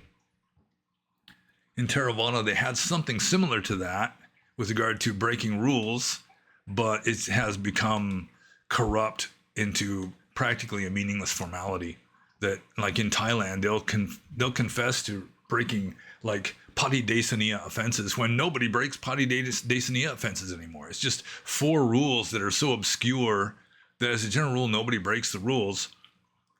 Some of the rules refer to bhikkhunis, which technically don't exist, although in sort of Western and westernized countries, they've been making efforts to revive bhikkhunis. Let's see here. Yeah, but seriously, if you have a good friend, you have a wise friend who is also ordained, you're a monk, or even if you're not a monk, you can still go to a monk that you trust and you consider to be very wise and tell them what you consider to be, whatever you want to confess. You can do that. It's not mandatory, but you can certainly do it. And it does happen sometimes. So, in some places more than in others, it's a tradition for lay people, especially, to go and just confess all the unskillful stuff they've done to monks that they revere. But the monk isn't going to like tell them, okay, you do 5 Hail Marys and 2 aspirins and call me in the morning, anything like that. So, yeah, there's kind of a tradition in Theravada to confess, make confession of your lapses from virtue. But it's not like in Roman Catholicism, and it's really not before ordination. If you're intending to become a monk, you don't have to confess anything other than just like assert that you're not in a position that disqualifies you from becoming a monk. So you are asked about that during the ordination ceremony, and you have to say, Ama Bande or Nati Bande, saying that, I have it or I don't have it. But I mean, it does occur. So even if it isn't like a scriptural tradition, it does happen, and it's not against the rules either. Anyways, I'm just going to move on to Sampapalapa's next question, which is, from your perspective, what has been the benefits of love and kindness practice throughout your time as a Buddhist? I really didn't do much loving kindness or metta meditation as a Buddhist. It just seemed so artificial to me. It's like you can't really just turn on metta with a like turning on a faucet. I mean, some people can do that, I suppose. I just haven't been able to do it. So if I experience metta towards others, it would have to be spontaneous. I mean, to some degree, you can kind of set yourself up to be more spontaneous by, just deliberately not trying to have bad thoughts or close yourself off against other beings. Try to be open-hearted and just in that way. I mean, that could be a kind of metta meditation. And like the monk goes for alms round in the morning and he just tries not to have any negative thoughts. The little old lady just pours soup all over the piece of cake that was already in your bowl. And then, you should like resist saying, "Oh, great lady, you just poured soup all over the cake." And even internally, not even like silently, you shouldn't be doing that. You should just have like a impassive poker face. You accept everything with equanimity, and you should be like sending metta. Like, before I'd go for alms round, a lot of time, I'd be like, "Sundaga, ma apang ko sitnapya janma chalma jabaze," which is just like a blessing.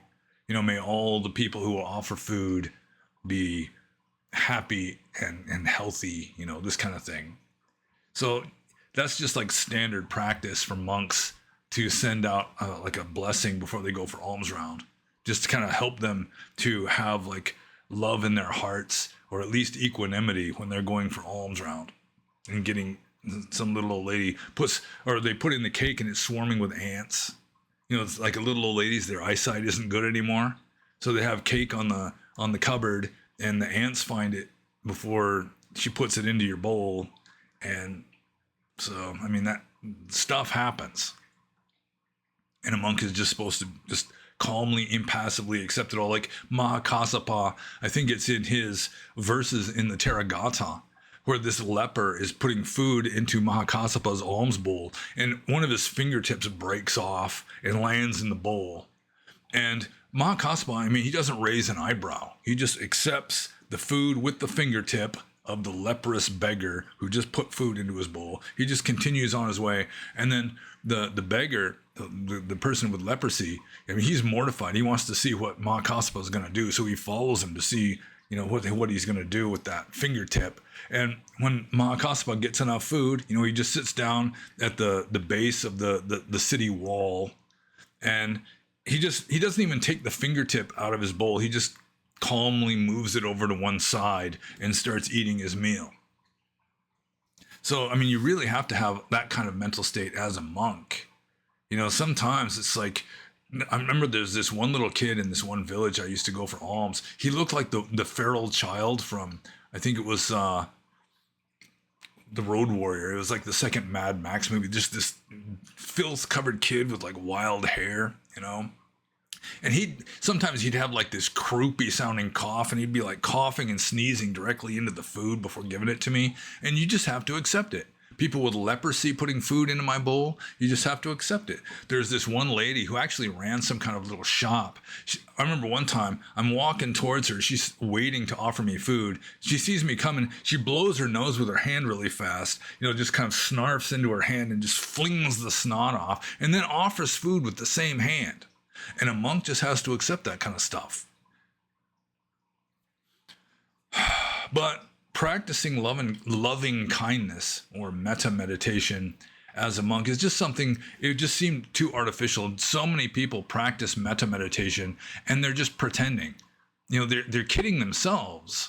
They're like deceiving themselves, thinking that they're sending metta to all beings, when really they're just kind of cultivating this warm, glowy feeling in their chest. So you have to be careful about that. And just turning metta on and off deliberately just doesn't work for me. It has to be spontaneous. And so the best I could do with regard to metta practice is just try to be open-hearted. Just make an effort to just not judge people, not be like biased against people. You just accept what happens, that kind of thing. And there's some metta that spontaneously leaks out from that. But doing metta meditation is just something I never really did very much at all, just because it just doesn't work for me very well. And possibly as a consequence, metta is probably one of my weakest paramis. For those of you who don't know what paramis are, there's this list of 10 virtues that a fully enlightened Buddha has to perfect before he becomes enlightened. Otherwise, he'll just be like an ordinary enlightened being, just an arahant. Anyways, let's see here. Going back to Sampapalapa, he says, which of the 5 hindrances do you feel is most destructive to love and kindness and or wisdom? And he says, I ask because I'm currently trying to concentrate my efforts in love and kindness and focusing on the body during meditation. Well, the 5 hindrances and the 5, what was the other one? There's another list of 5 that are similar. But I think ill will is one of the 5. So, I mean, that would be the most destructive to metta, because it's essentially the opposite of metta. In metta, you want all beings to be fortunate and content, whereas with ill will, you want bad things to happen to them, or you just hate them. Yeah, the samyojanas is another one, the five attachments or something. Yeah, I've never really been into these kind of lists of these technical things, because it didn't really seem to apply really well to my practice. But I'm just going with maybe I should have looked it up beforehand, but I'm just going with the idea that ill will would be one of the 5 hindrances. So, yeah, that would be it, I suppose. With regard to wisdom, yeah, ill will is still, I mean, in order to have ill will, first of all, you have to have self-view. You have to believe that other beings really exist, at least while you're feeling it. You know, that asshole. You know, it's foolish as well as being sort of hostile. So, yeah, I suppose I should have done my homework on that one, because the hindrances and the samyojanas, I get them confused in my mind, because I've never really taken much interest in that kind of list anyway. So, trying to concentrate his efforts in love and kindness. Actually, I mean, technically it's called loving kindness, which is the kind of weird translation that has struck traction in the West for the word metta, which literally means something like friendliness, benevolence, that kind of thing. So, yeah, well, good luck on that. But you got to be careful if you're going to be practicing metta, that it should be genuine metta, or at least the practice should be just sort of like getting rid of obstacles that would get in the way of the spontaneous arising of metta, which is about as far as I got with it. Just try to minimize anything that would stop metta from arising spontaneously, because I just could not just turn it on and off like a faucet. And you got to be careful that you're not just deceiving yourself if you're practicing metta meditation. So I guess I should just move on to the next question here. This is from Dhamma River. And Dhamma River says, can we talk about the asura realm? In my opinion, it's the most fascinating realm of existence, because they already have everything most human beings would want. Beauty, high status, long lifespan, power. They are demigods, but instead of being happy and grateful, they spend their entire lives angry and jealous and fighting with the devas because they have more than them. In my opinion, this realm of existence gives all of samsara away due to the insatiability of tatna, or craving. What are your thoughts on this? Well, the asura realm, it's one of the lower realms, the 5 lower realms. And it's the lower realm that receives the least mention, because really the asura realm is like a vestige of like Proto-Indo-European religion. That the Proto-Indo-Europeans, they have this legend of the gods and the Titans, or the Devas and the Asuras, who were at war over like overlordship of this world. And the Devas, or the gods, won. The Asuras, or the Titans, lost this battle. And so the Titans, or the Asuras, get chained up under a mountain. And the Greeks had this legend. The Indians had this legend. Probably other Indo-European peoples also had this legend of this ancient primordial war between two sets of superhuman beings over overlordship of this planet. One side wins, the gods, and one side loses. And for the most part, they get chained up under a mountain, and they hate the gods. And by the time the Buddha came along in the Ganges Valley of ancient India, I mean, that was just ancient history. And the Asuras really didn't have much of a role in anything. It's just that, like, for example, there's supposedly one Asura called Rahu, who is free to roam, and he's huge, and that eclipses of the sun and moon are caused by Rahu swallowing the sun or moon into his mouth temporarily. So, I mean, the Asura realm is just kind of a vestige. It's a mythological vestige, even by the Buddhist time, because they really weren't, they weren't really mentioned all that much. Usually when you're talking about the lower realms, you just talk about hell, ghosts, animals, and what was the other one? Hell, ghosts, animals. Well, I guess the Asuras would be the fourth. No, it seems like humans should be sixth from the bottom.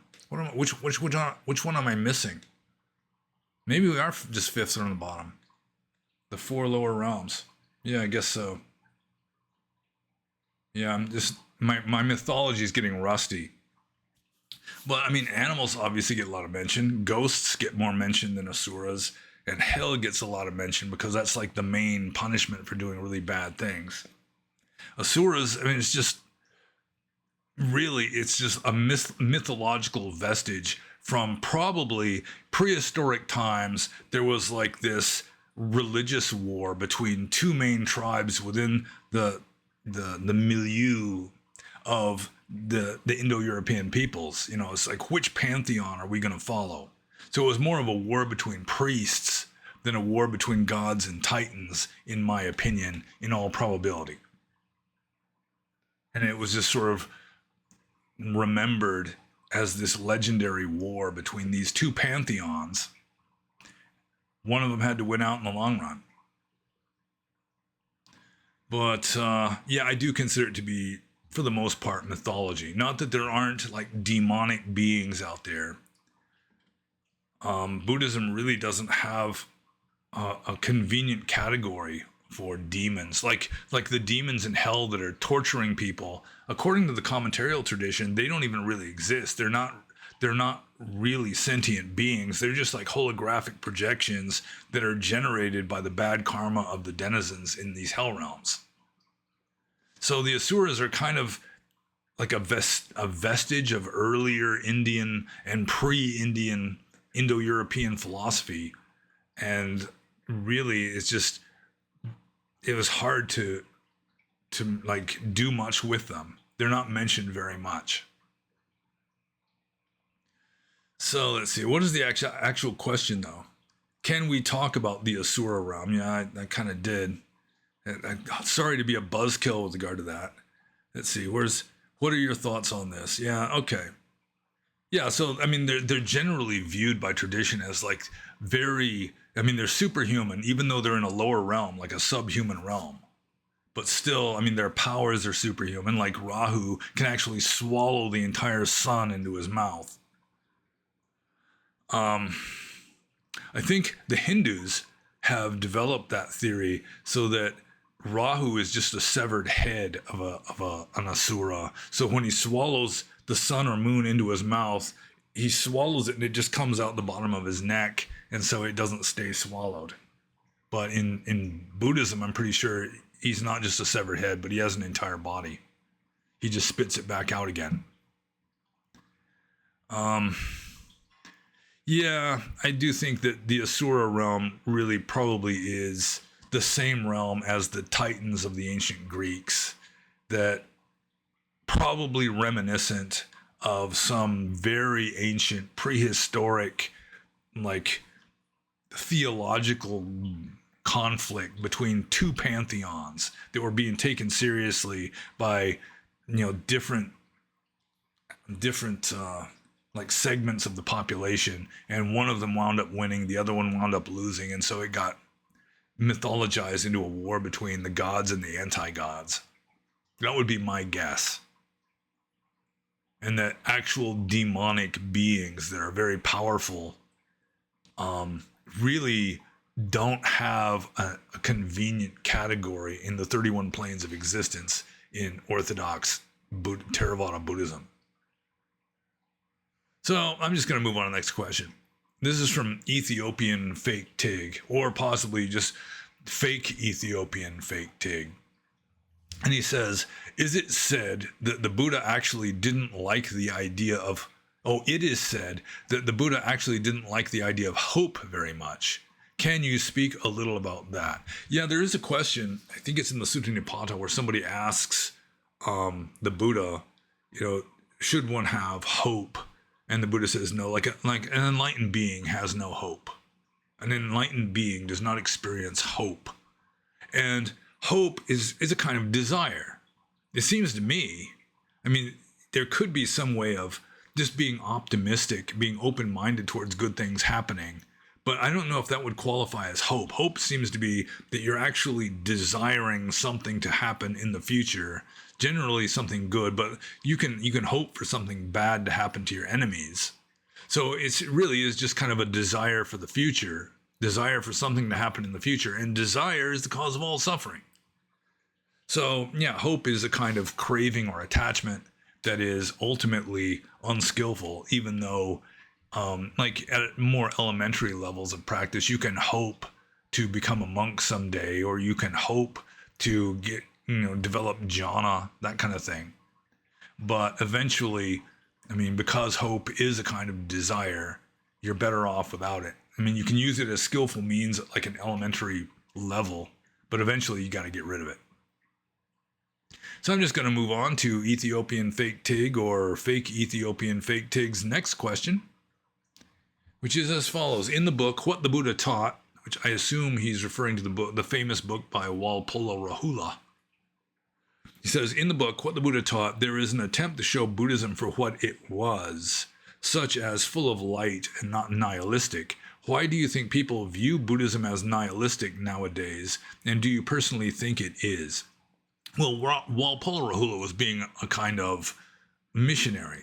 He was trying to portray Buddhism in the best possible light, and he did kind of glorify it and romanticize it to some degree.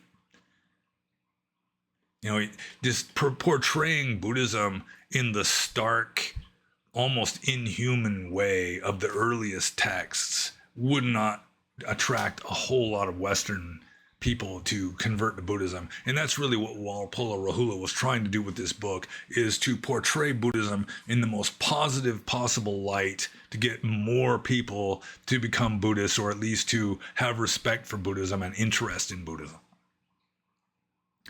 So, let's see. The actual question here, why do you think people view Buddhism as nihilistic nowadays? And do you personally think it is? It depends on what you mean by nihilistic. Let's just look it up. Let's just look it up in the dictionary here. Nihilistic. Nihilistic. Okay, it's an adjective, rejecting all religious and moral principles in the belief that life is meaningless. Okay, so now I got it. Rejection of all religions and moral principles in the belief that life is meaningless. That would be nihilism, like modern nihilism anyway. Sort of like the pre-Marxist Russian nihilists of the 18th century, or the 19th century, that Dostoevsky was always taking pot shots at. He was always bashing away at these nihilists. Like Bazarov in Turgenev's Fathers and Sons was a nihilist of that sort, where life is meaningless and you're just trying to tear everything down, don't believe in anything, and you don't really care what happens after that. So they were sort of like the forerunners of the Marxists. They were helping to, sort of tear down the traditional structure of society, and then the Marxists capitalized on that and replaced it with dialectical materialism and so forth. But do I think Buddhism is nihilistic? I do think that ultimately all meaning is delusion. So yeah, the meaninglessness of reality, or the meaninglessness of the world, yeah, I'd be a nihilist in that sense ultimately, even though, like, at a conventional level, so long as we are dealing in this world, we have to deal with meaning. I mean, if you're unenlightened and like a real nihilist, and you just like dispense with all meaning, you're just going to be a vegetable. You won't be able to function really. So we have to behave as though things are meaningful. I mean, so long as we're operating in the context of samsara, we have to assume that there is meaning to certain things. Even though at the ultimate level, like Nibbana is meaningless. There is no meaning in Nibbana, because meaning is like symbolism. Meaning is like a perception where you're saying that, A represents B, or A stands for B, that kind of thing. And so A would be the meaning of B. So like meaning seems to me to be ultimately delusional, but because we are living in samsara, we have to deal with that kind of language. So it's good to have some kind of meaning to things, especially if it's based as much as possible on empiricism, so that everyone can more or less agree on it. But while at the same time kind of holding it loosely in an open hand and not like clinging to it, which just strengthens the delusion. But it's just skillful means in order to function in this version of reality or in this samsara, you have to accept that there are meanings to things. Like words, I mean, even nihilists use language, but language by definition has to have meaning. Otherwise, you're just babbling incoherently. So even a hardcore nihilist still accepts meaning and uses meaning within the context of everyday life. But I think some people consider Buddhism to be nihilistic in that, there is no self, there is no soul, there is no capital G God, that kind of thing. And that's not so much nihilistic as mystical, because you're transcending the delusive meaning to get to ultimate reality. And ultimate reality stands for itself, in a manner of speaking. You can't have something else be the meaning of ultimate reality, because, ultimate reality it's not symbolized. It is as it is. And even the Old Testament gets into that to some degree. Like God didn't have a name in some parts of the Old Testament, because, once you slap a name onto it, then it's just this label that gets confused for the reality, or God doesn't show his face, that kind of thing. That's sort of inklings of this kind of realization that's even found in the Old Testament. But, a lot of people that really want to, like, cling to like a samsaric understanding of reality, where there is a capital G God who is our father and takes care of us, and we have this immortal soul, and we're going to go to heaven after we die, this kind of stuff. People cling to that, and then they just do not like at all the idea of that is ultimately meaningless. It's almost like the same kind of resentment that people have towards people who self-delete. Certain words you're not supposed to say on YouTube. So, like, there are people who self-delete, and other people are just, like, resentful of that. That's the coward's way out. Even though that person just did what this person who's criticizing them fears the most, yet he's calling them a coward. So it's just kind of a resentment of rejecting what you consider to be most dear, what you consider to be most valuable. That can be seen as nihilistic. And Buddhism, yeah, it does that too.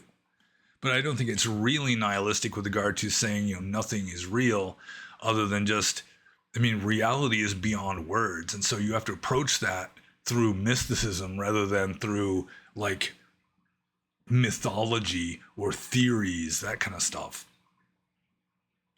And I'm just going to move on to fake Fake Ethiopian, fake Tiggs, next question.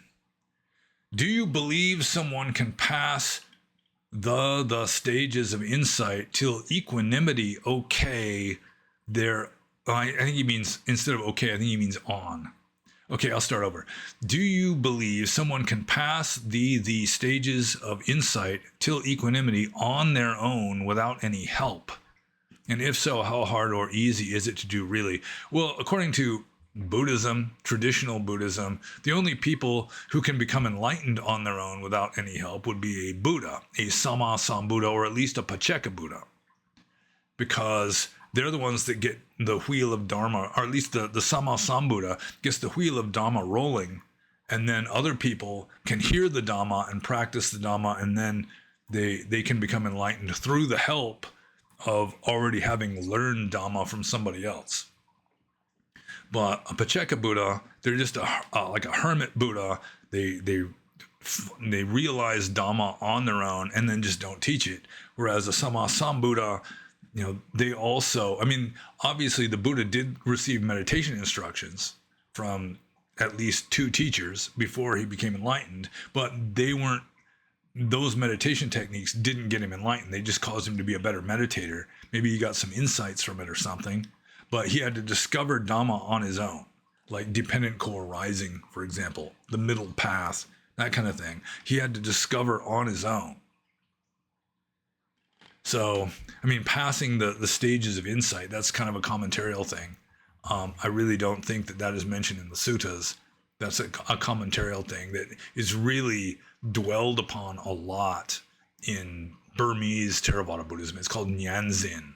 It's the stages of vipassana insight knowledge that you have to experience in the proper sequence in order to become enlightened, or at least become a Sotapanna. So let's see. Yeah, without any help is kind of vague, because it could be like there's a story, I think it's in the commentaries, of a monk who is walking along, and he's been meditating on bones. He's been meditating on the part of the bone part of the body. It's like he's doing the 32 parts of the body meditations and just singled out bones. I guess Ajahn Mun did this for a while too, but this monk, he's just like meditating on bones all the time. And then there's this woman comes up to him, and she's kind of like a loose woman, and she's sort of like laughing and showing her teeth while talking to him. And he just gets this insight, this flash of insight from looking at her teeth, that just, the teeth bones, even though teeth technically are a different part of the body than the bones, he just had this flash of insight, and, it helped him to become enlightened somehow, just looking at this woman's teeth. There's this famous Zen master mentioned in the Chinese Chan texts, how he's striving to become enlightened and just can't do it. So finally he just kind of gives up and becomes like the guardian, the caretaker of a cemetery, and he's just sweeping leaves or something in the cemetery one day, and the broom hits a rock, a little pebble, which flies and hits a bamboo and makes this sound like talk. And when it makes this talk sound, it somehow jars him into enlightenment. So it's like that rock helped him to become enlightened. There's another, I think it was a nun, like a Chinese Buddhist nun, who, or maybe it was a monk, I don't remember now, but they're like fetching water from a well at night, and the person looks into the well or looks into the bucket full of water, and they see the moon reflected in the surface of the water in the bucket. And then right then, because it was an old worn out bucket, the bottom falls out of the bucket, and the water just disappears, and the reflection of the moon disappears, and then they become enlightened. It just triggers this insight.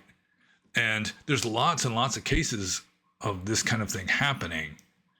And so even to say the Buddha didn't receive any help, it may be that his 2 teachers gave him some help, and just experiences of life can give help. Without any kind of help at all, without any kind of experiences in life that help you to become enlightened, then you're just like in a state of sensory deprivation, somehow becoming enlightened in this void. with no help at all, not even the help of your own like experiences that cause insight to arise. So, do I believe someone can pass the stages of insight till equanimity? I assume he means enlightenment on their own without any help. It depends on what kind of help, but at least some people, they can be living in an unenlightened culture, but in a like, they're surrounded by reality. They're completely saturated by ultimate reality. I mean, how far away is reality? And so just through some kind of event or insight, they're just ripe for it. They can become enlightened. But I mean, how hard or easy is it to do really? I mean, that's a trick question, because I mean, really from a samsaric point of view, like I keep saying, enlightenment may not even be possible really, or it's just meaningless. It's just off the scale of samsara. So using samsaric ideas to try to wrap your head around it just isn't going to work.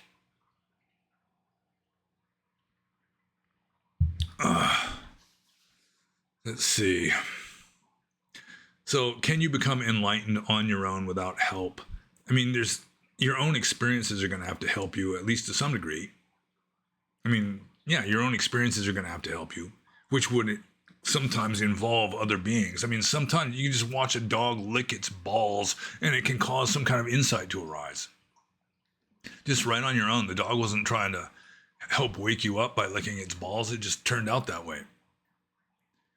But how hard or easy is it to do? I mean, it's like a miracle. It's like a paradox. And just look at the number of people striving for enlightenment, and then look at the number of people who maybe really did succeed, and you're going to find that it's just this vanishingly small minority. So becoming enlightened is, even if you're striving for enlightenment, chances are very, very low that you will succeed. Just going with empirical data, which is unfortunate. But the reason why we don't become enlightened is just because we don't really want to become enlightened. We're still clinging to unenlightenment. It's not that we're not trying hard enough to become enlightened. It's that we're always striving to remain unenlightened in various ways, largely just through habit. But it is possible. I mean, I can't really say how hard or easy it is. I mean, it's extremely rare. It still happens, assuming that anyone becomes enlightened. It still happens. But I mean, it's 1 in a million, maybe, at best. 1 in 10 million. But I do think it is possible that you can become enlightened. I mean, Buddhas and Pacceka Buddhas are examples of this in the Pali texts, that they become enlightened without a teacher teaching them how to become enlightened. So I'm just going to move on to the next question. This is from Stellar Supreme, sometimes known as Liberlam, and also increasingly known as Weluriya Wira. And so Stellar Supreme, etc., says, because one is advised not to direct metta at animals on account of their instincts to kill and whatnot, would there be a solid case for having a sort of detached aloofness towards animal comforts, like petting your own pet, on account of a translation along the lines of friendly benevolence? Or would a mix including a bit of the more charged loving kindness way of translating it be more accurate in this context? Well, for starters, I don't recall ever encountering in the Buddhist texts the advice not to direct metta at animals. I mean, obviously, if you're directing metta to all beings, that would include animals. In fact, like as a monk at the first monastery where I was ordained, you know, every evening we'd be sending metta, and it would include animals. You know, lower realms, higher realms, male, female, there'd just be like every imaginable category practically, with larger categories, including animals. So, I mean, I don't think one is necessarily, I mean, maybe somewhere in the commentaries or something, one may be advised not to use like a specific animal as one's primary focus for sending metta, but I don't recall coming across that. And obviously, if you're sending metta to all beings and you're sending metta to the animal realm, you're sending metta to animals.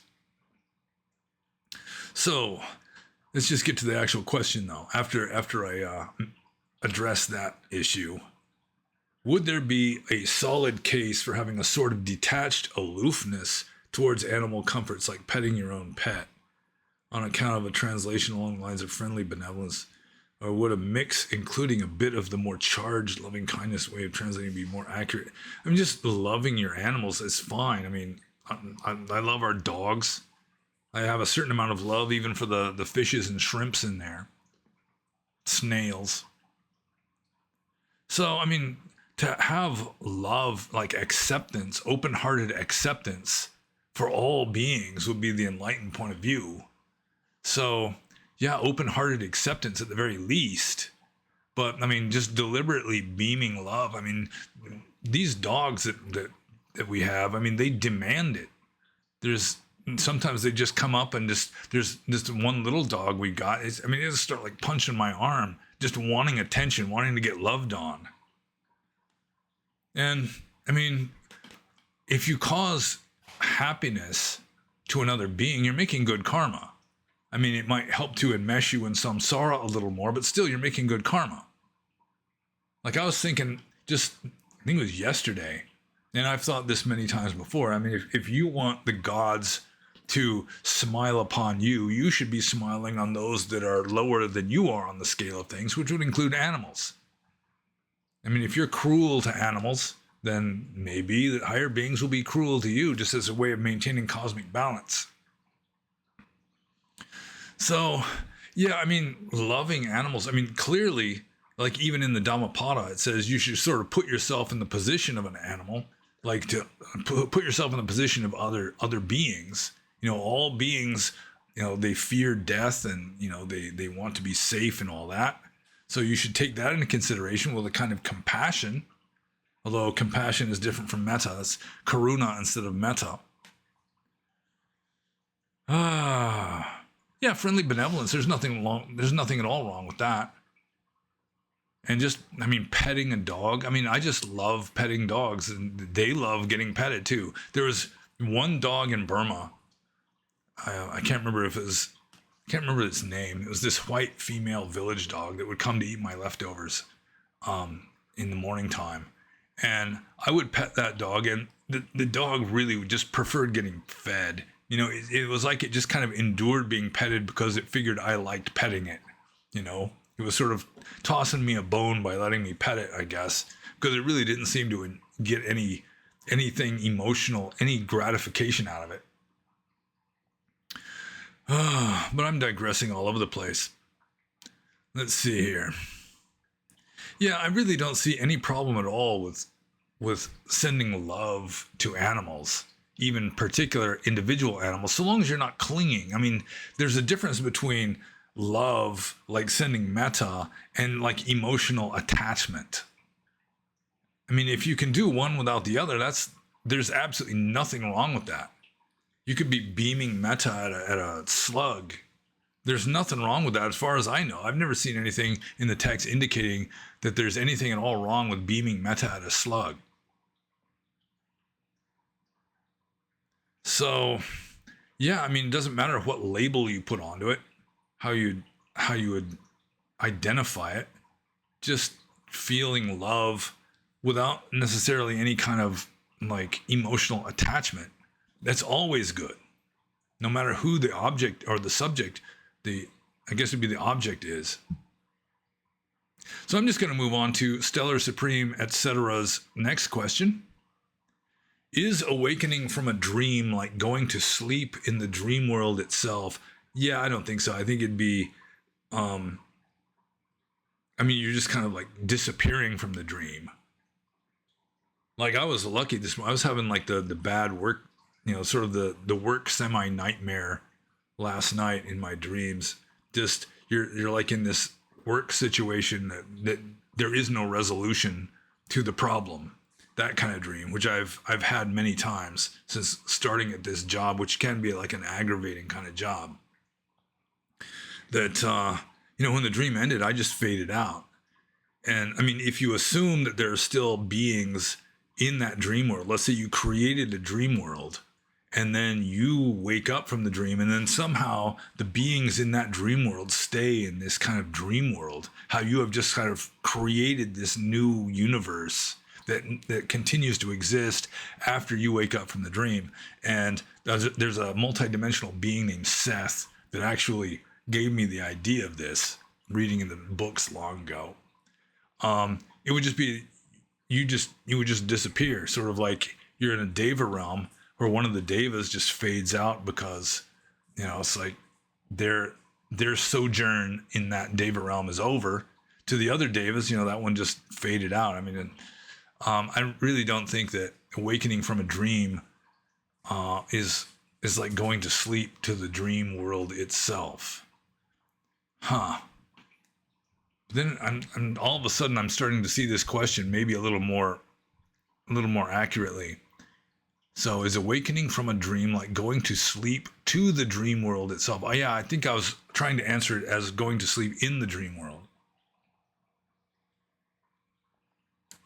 Well, of course, that reminds me of Zhuangzi, where he dreamed that he was a butterfly, and then when he woke up, he wasn't sure if that he was Zhuangzi dreaming that he was a butterfly, or maybe he was the butterfly that's now dreaming that he's Zhuangzi. Let's see.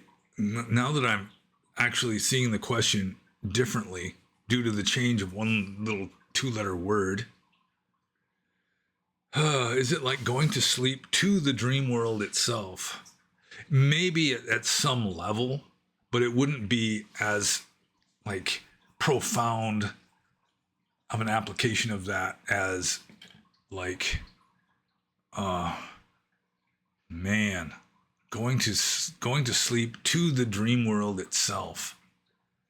Yeah, well, you're more awake in the waking state than you are in the usual dream. Dreams tend to be kind of murky with like blurry edges, that kind of thing. And there's not as much like law and order and stability in the dream world. So it's really less of a conscious state, the dream world. As in general, the average dream is less of a conscious state than being awake in the ordinary sense of the term.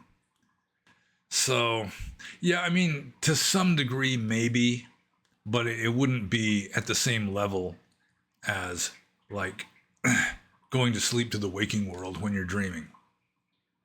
In a way, you're just sort of alternating between different realms, but I mean, the waking realm tends to be a higher realm. Like the dream world is sort of like a ghost realm, in my opinion, as a general rule. So yeah, I mean, to some degree, but it wouldn't be the same magnitude as the other way around. And I'm just going to move on to the next question. And we still got quite a few, man. There wasn't a whole lot of questions. I think I'm just like digressing more in this one because we're already over 2 hours. Gosh. Okay, so let's see here. This question is from Newman. And Newman says, do the Buddhist statues that feature so prominently in Theravada have a kind of instantiation of the Buddha in them, or inherently sanctified nature? For example, they are manifestations of the Buddha in the world that carry blessings or some kind of miraculous quality, etc. Is there karmic weight attached to actions done toward them, like prostration, respect, gratitude, or negative additions? Okay, that's a different question. So we got an extra question just got added. Okay, so do the Buddha statues have a kind of instantiation of the Buddha in them? In Burma, to activate a Buddha statue, you have to have monks come and chant Anekaza, which starts with Anekazati Tantaram Tandawitam Anebitam, etc., etc. It's like the Buddha's first words after enlightenment. And then there's some dependent core rising going forwards and backwards and this kind of thing that's all in the chant. And that kind of activates the Buddha image so that it has more like dharmic power or something. And I've read that traditionally in Sri Lanka, what activates a Buddha statue is painting the pupils into the eyeballs of the statue. And so there are special painters who specialize in this, and it's like they don't look directly at the statue. They have to like back in with a mirror, and then they paint the pupils on the eyeballs looking into the mirror. And then they leave the temple or wherever the statue was, and they have to smash the first thing that they see just to kind of like somehow release the pent up dangerous juju that they made just by like activating the Buddha statue by painting pupils onto the eyes. And so they'll place like an old clay pot right outside the door so that the painter can smash this old clay pot, and so he doesn't have to damage anything more valuable.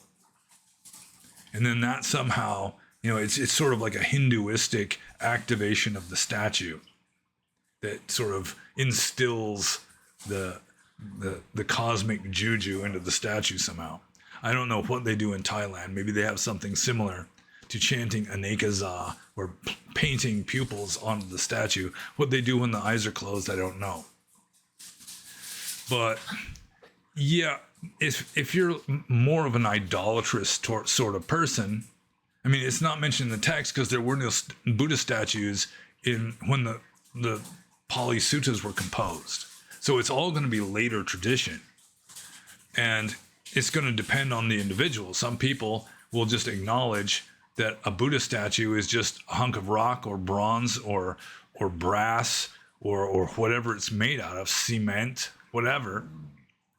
And I mean, I've tended to be that way. I don't bow to statues very often, but even so, if someone were to spit onto a statue, a Buddha image, that would bug me. Or just walk over and knock it on the head like this. I mean, I would hesitate to do something like that just because of just kind of respect for the Buddha himself, that the statue is a representation of the founder of the religion. So, it's like you don't want to just be openly disrespectful or negligent, really.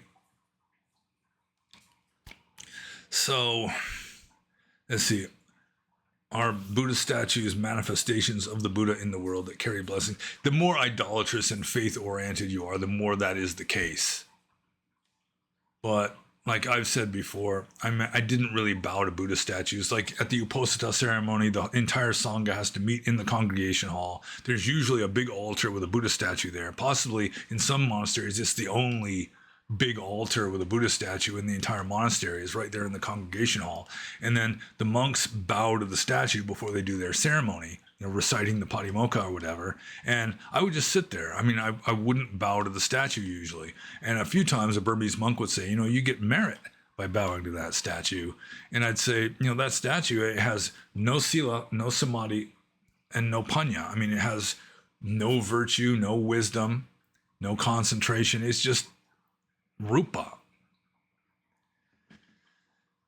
So it's a matter of individual taste, really. I mean, some of them are really idolatrous. They'll just assume that that a Buddha statue, especially one that has had anekaza chanted in its presence, is somehow like got the Buddha in it, and they're like offering food and water and flowers and stuff to the statue as though it were really the Buddha.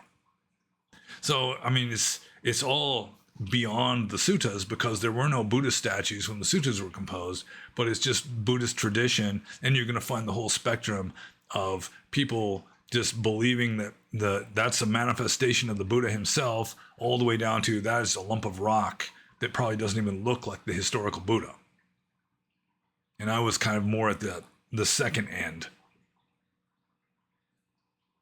So I hope I answered that question, because I'm moving on to Newman's next question, which is there karmic weight attached to actions done toward them, the Buddha statues, like prostration, respect, gratitude, or negative actions? Well, you've got like popular opinion, and then you've got like Buddhist philosophy.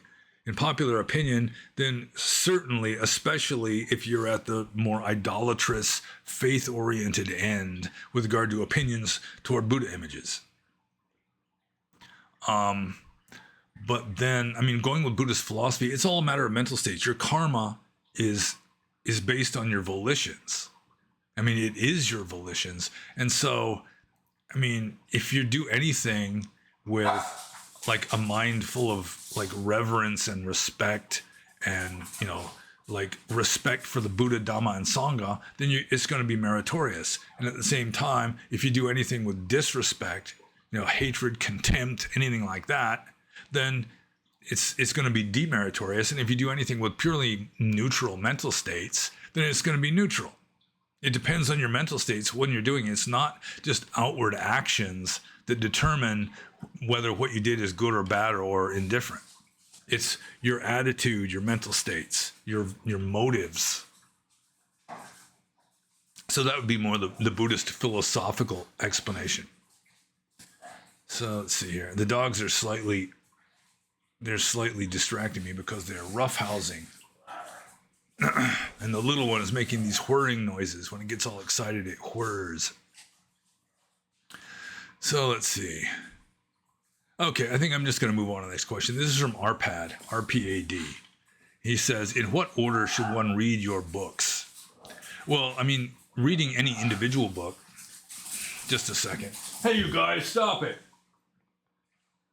Reading any individual book, I mean, the chapters are not in any kind of order. I mean, they're roughly in chronological order into the order in which I wrote them. But there's not really any like sequence of thought going on in the chapters in my books. So you could read them in any order. And the same goes. Just a second. Hey, stop it! Oh yeah, then they come in here and they want to play with me. You guys stop it. I'm busy. Yeah. No, you're all riled up. Stop it. Stop it. Me yelling at you didn't say for you to come in and play with me. Man. Okay. Where was I? Oh, in what order should you read your books? Well, you can read it in any order. I would advise reading it sort of forwards instead of backwards, because if you read it backwards, the sentences will all be in reverse order. It'd be harder to understand. But, I mean, the first book that I wrote, which is like essays in Theravada Buddhism or studies. See, I don't even firmly recall the title of it. I mean, that's the first book I wrote is just with regard to basics of like Theravada Buddhist monasticism. So if that's your main interest, you read that one first. Then Buddhist practice. God, can't even remember the titles of my own books. Just a second. This is ridiculous. Okay. Okay. First book, Essays in Theravada Buddhism. If you're mostly interested in like the basics of Theravada Buddhism, especially like monasticism, this would be the main one. With regard to, this is the second book. I think, gosh, I don't even recall which is the second one. Let's just go with this one. Philosophical Dhamma. This is more like eclectic philosophy. You know, there's mention of Christianity, more mention of Mahayana in this one. So if you're interested in more like eclectic philosophy, this would be the book you'd start with, I guess, or maybe the only book. And then Buddhist ethics, Buddhist practice, and this is more practice oriented. So if your emphasis is on Buddhist practice and just how Buddhist ethics work, you know, how karma works, that kind of stuff, this would be the main book that you'd start with, I guess. But you can read it in any order. It really doesn't matter. It's just sort of more or less random essays that are kind of loosely added to books on like a general theme. So just follow your heart, I guess. Just follow your intuition and read it in the way that you would prefer to read it, and you're doing fine as far as I'm concerned. Then sooner or later, I will come out with a fourth book.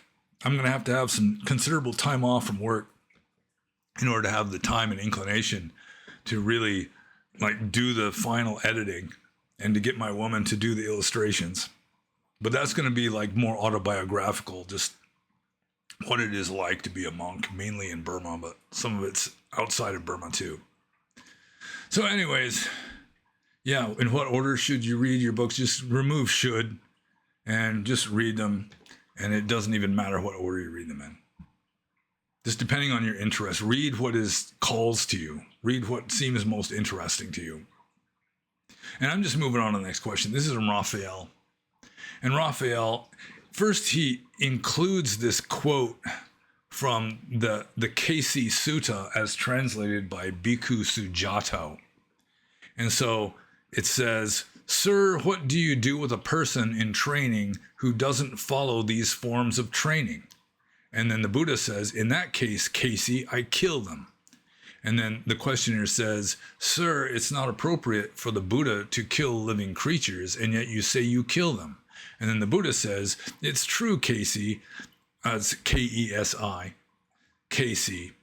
"It's true, Kesi, it's not appropriate for a realized one to kill living creatures, but when a person in training doesn't follow any of these forms of training, the realized one doesn't think they're worth advising or instructing, and neither do their sensible spiritual companions, for it is killing in the training of the noble one when the realized one doesn't think they're worth advising or instructing, and neither do their sensible spiritual companions." So Raphael just put this excerpt from a sutta into the Q&A room in the Discord server. And so I said, well, what is the actual question? And then he says, "So is there skillful killing?" And first of all, before I even get to the answer, Kesi, Kesi, just means having head hair. So probably not a monk that was asking the question. And realized one probably is Bhikkhu Sujato's preferred rendering of the word Tathagata. So anyways, the killing here, I mean, it isn't literal killing. That killing is just metaphorical, where the Buddha, if he sees that the person really isn't inclined to follow his teachings anyway, he'll just stop teaching them. And in a way, you could say that's killing them and like killing their potential for becoming enlightened, but it's not really killing them. So when Raphael asked the question, is there skillful killing? Then, I mean, what this text is referring to isn't even really killing. I mean, it's just sort of like killing your chances of becoming enlightened in this life, unless you change your ways. And that's really all it amounts to. It's just metaphorical. I mean, it's not like the Buddha really does go around stomping on ants, anything like that. It doesn't go fishing. So, yeah. So the question, is there skillful killing? The only skillful killing from a Buddhist point of view, I mean, it would just be neutral. I mean, if you could somehow kill without any like unwholesome mental states, then that would be skillful killing, or at least neutral killing.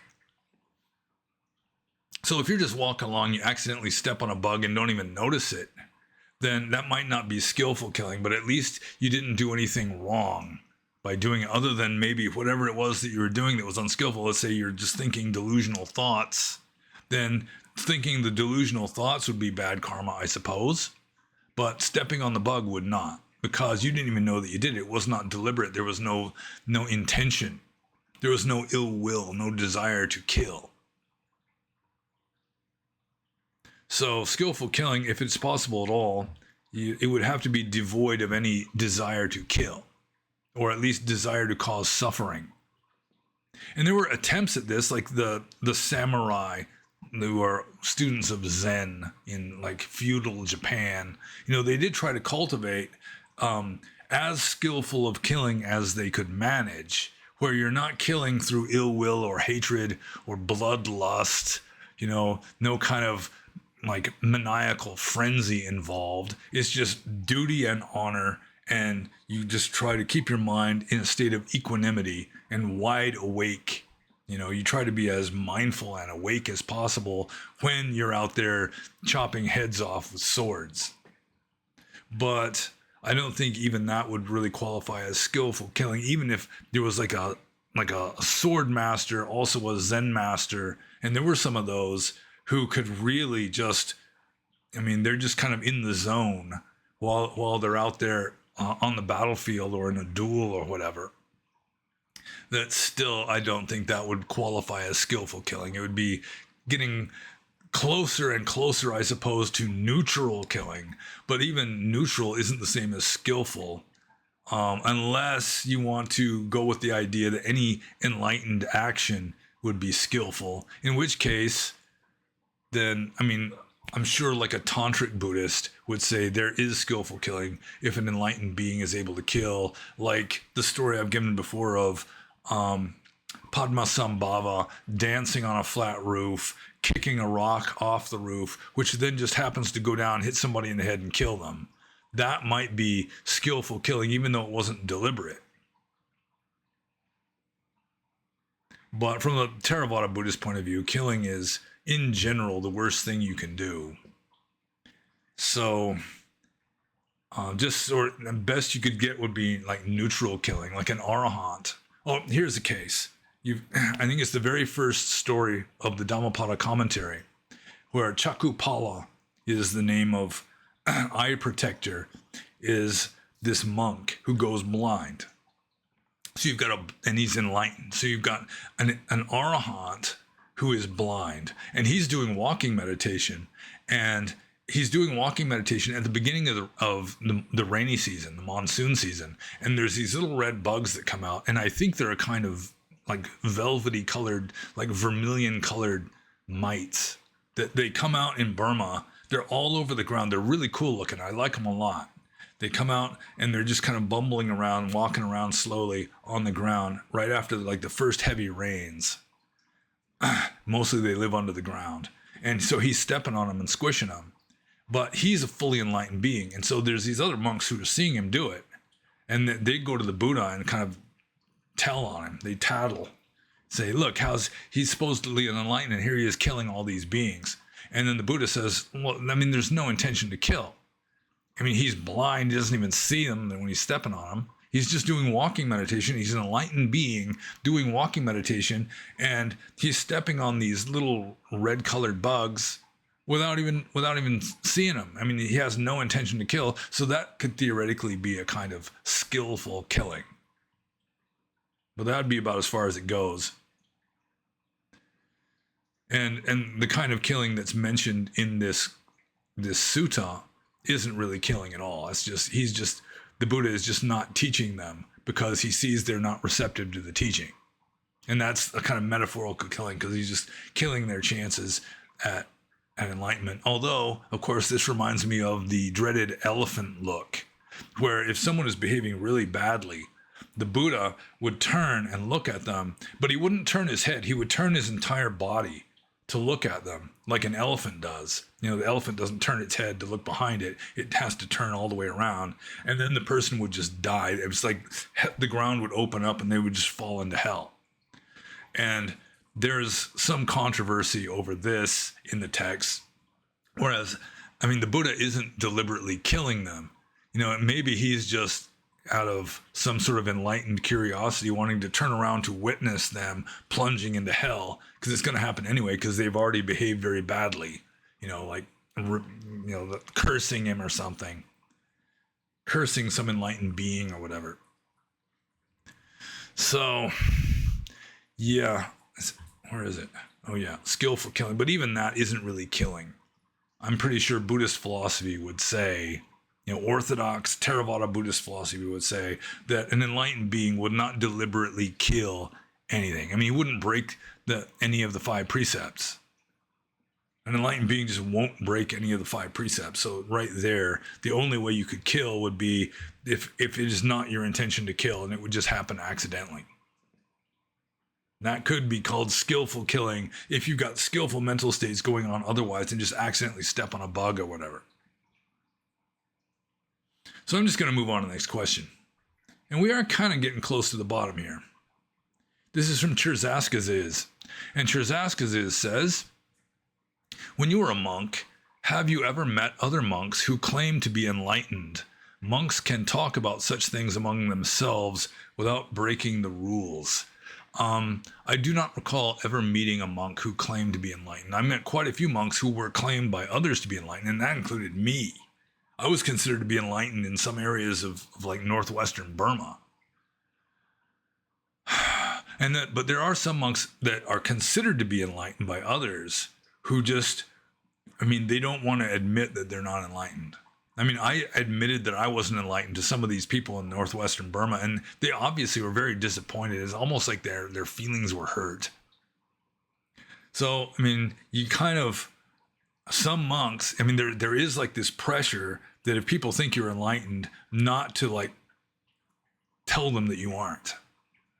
Although I did it a few times, and obviously, I mean, they didn't like being told that I wasn't really enlightened.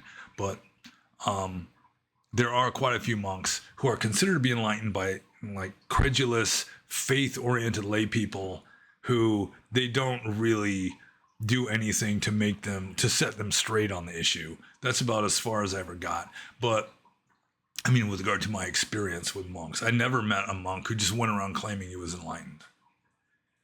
It's kind of strange. Even like the schizophrenic ones, like the psychotic, like the crazy ones. There are some of those, and also Buddhist lay people too. It's like one of the stereotypical crazy Christian people is the person who thinks that he's Jesus. You know, there's been quite a few of those, that they're Jesus reincarnated, that kind of thing, the second coming of Christ or whatever. But for some reason in Buddhism, Buddhists are more humble, and I never really came across a crazy Buddhist even who thought that he was the Buddha. They just think that, they don't even think that they're arahants really. They just think that they're like sotapannas. I've met quite a few nutty Buddhists who believed that they were sotapannas. And it wasn't just their belief that they were a sotapanna that caused me to think they were nutty. I mean, they were already pretty nutty even before they finally let the cat out of the bag and declared that they were an Arya. I did meet one monk, a Burmese monk, who was a Dhamma teacher, who was very smug, and I didn't like him very much. He didn't follow the rules very much. Like one time he was talking to me like how he went on this pilgrimage to Bodh Gaya, and he was just handing out money to the beggars, and he didn't feel any like he was doing anything wrong at all. It's like he's like, I just don't understand it. And I just kind of muttered to myself, I just kind of muttered out loud, you know, ahiri anotapa, which is like shamelessness, causing a monk friend of mine to kind of snicker. You know, he started kind of chuckling under his breath. But this monk that I didn't like very much, very smug, you know, just delighted with himself. He once told me that I'm not an Arya, but I'm like an Arya. So, I mean, he would be another kind of case that comes to mind. But, I mean, he didn't claim to be enlightened. He just kind of claimed that he was sort of like being enlightened. But, yeah, I mean, for some reason, Buddhists tend to be more humble with regard to that sort of thing than Christians. Crazy Christians, anyway. And so, let's see here. And also, I just kind of avoided, like, the really wildly, like, what's the word? Lax monasteries. You know, I tended to gravitate towards more serious kind of monasteries where monks would be much less likely to be, like, blurting out that they consider themselves to be enlightened. So anyhow, I'm just going to move on to Chirzaskaz's second question here. And he says, do you support short-term ordination as a monk as practiced in countries like Burma? And no, in fact, when I was the abbot of a monastery in Burma, I just refused to do any temporary ordinations of monks. It's called Donlaba ordination in Burma, where a lot of guys like especially during like Thinjan, like Buddhist New Year, where it's like 5 days of like holiday, no work. And so they'll just go into the monastery and ordain for 5 days. Or, I mean, some of them will even ordain for just like 2 days, that kind of thing. And some old guys will brag, you know, I've been ordained 26 times, that kind of thing. But the thing is, like, temporary monks, as a general rule, they don't get rid of their money, and they don't know the rules very well. Some of them are just clueless with regard to how a monk is supposed to live. They don't know the rules of monastic discipline. They're breaking all kinds of rules. They still have their money, so it's like they're pretending. The Burmese consider monks to be a superhuman being So just being ordained as a monk is automatically, you're just getting all kinds of merit by doing it. But I really don't think so. I think some of them could be getting more demerit just because, sort of like we were talking about earlier, how, a monk has to live at a higher standard. And they're just like a layperson that is wearing monk's robes. They're living in a monastery. They might be eating only 1 or 2 meals a day, more likely 2, but still both in the morning. But the main arguments I have against temporary ordination is, one, they don't really renounce the world. They still have their bank account. They still got all their money. It's just they're not handling it with their hands in many cases. And then second, they just don't know the rules. They don't know how to be a real monk. They're just, essentially, it's like pretending. And they just think they're going to get merit just from shaving their head and wearing brown robes and going through like a 20-minute long ceremony. And it's like Sila Bhatta Paramasa, clinging to morality and observances. So, no, I do not support short-term ordination. I mean, if you want to be ordained short-term, you're better off ordaining as a samanera or novice rather than just jumping straight into full ordination as a bhikkhu. You want to, test the waters. You want to do like a trial run, a dress rehearsal. Then do like I did. Like before I became a monk, I was ordained for 5 weeks as a samanera, a koyinji, as they're called in Burma. And still I did have money, so I was kind of breaking the rules anyway. But at least as a novice, it's not as big of a deal breaking a rule as if you are a fully ordained bhikkhu who's really supposed to renounce the world. And you are admonished this at the ordination ceremony that, it's like you have renounced the world, you're going forth from the home into homelessness, this kind of thing. And I mean, you should do it for real and not just pretend. So short-term ordination, I'm more open-minded with regard to like ordination as a novice or a samanera than full ordination as a bhikkhu for just like a week or a month. Okay, so I'm just going to go on to Terzaskas' third question. Is short-term ordination available in Western monasteries? And certainly, yeah, it is. Like, in Burmese monasteries, you can be a donlaba, you can get temporary ordination there. But as I say, I would encourage anyone who wants to do like temporary ordination to just ordain as a samanera and not a full bhikkhu, because you're not as held to as high of a standard, and so you won't be like failing in those standards as egregiously.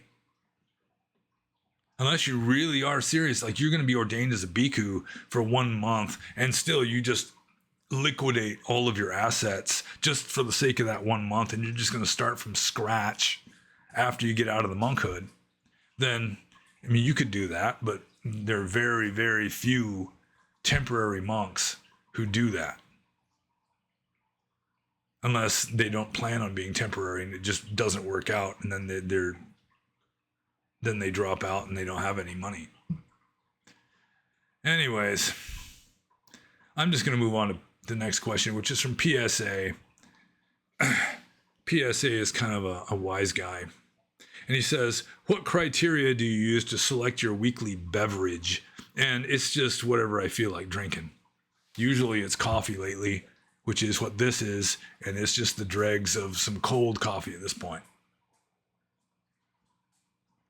with bovine glandular secretions added.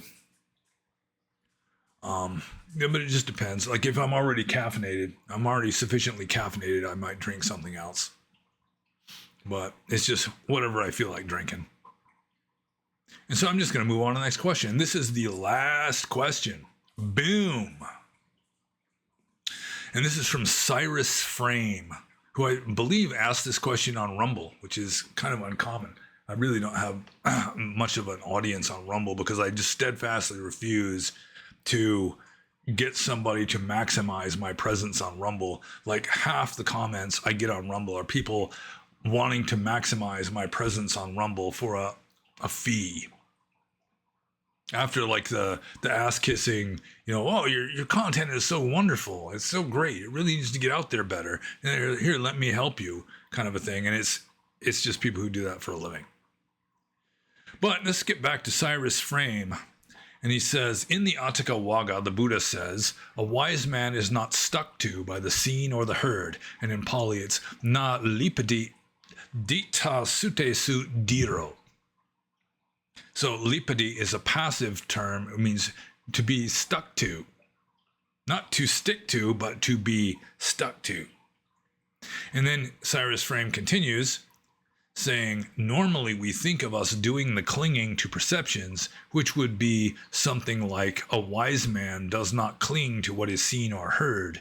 This passive sense seems to be saying that perceptions can stick to us. Any thoughts on this? Well, one reason why they're talking to perceptions sticking to us rather than us clinging to perceptions is that there is a simile or a metaphor given in the Atthaka Vagga more than once of the lotus flower. It's like the lotus flower was like a symbol of the enlightened being. It's like it grows in like muddy water. It grows in swamps. It grows in ditches. And so it's just like muddy, polluted, dirty water. And then the lotus comes out and it's just immaculate. Nothing sticks to that lotus flower. Water just beads off and drops off. Mud won't stick to it. It's just perfect. And so that was a kind of symbolic metaphor for an enlightened being who grow up they originate in the mud of samsara, but they are just immaculately clean and pure. So part of it is that. Part of it is just the fact that in the Atthaka Vagga, very early Buddhism, it was a cultural thing where, like, for example, in Jainism, which was contemporaneous, the founder of Jainism, Mahavira, the person reputed to be the founder of Jainism anyway, Mahavira, was a contemporary of the Buddha. They knew each other. And so in like Jainism, you've got a jiva, or like a soul, and bad karma sticks to it. It's like karma sticks to your soul.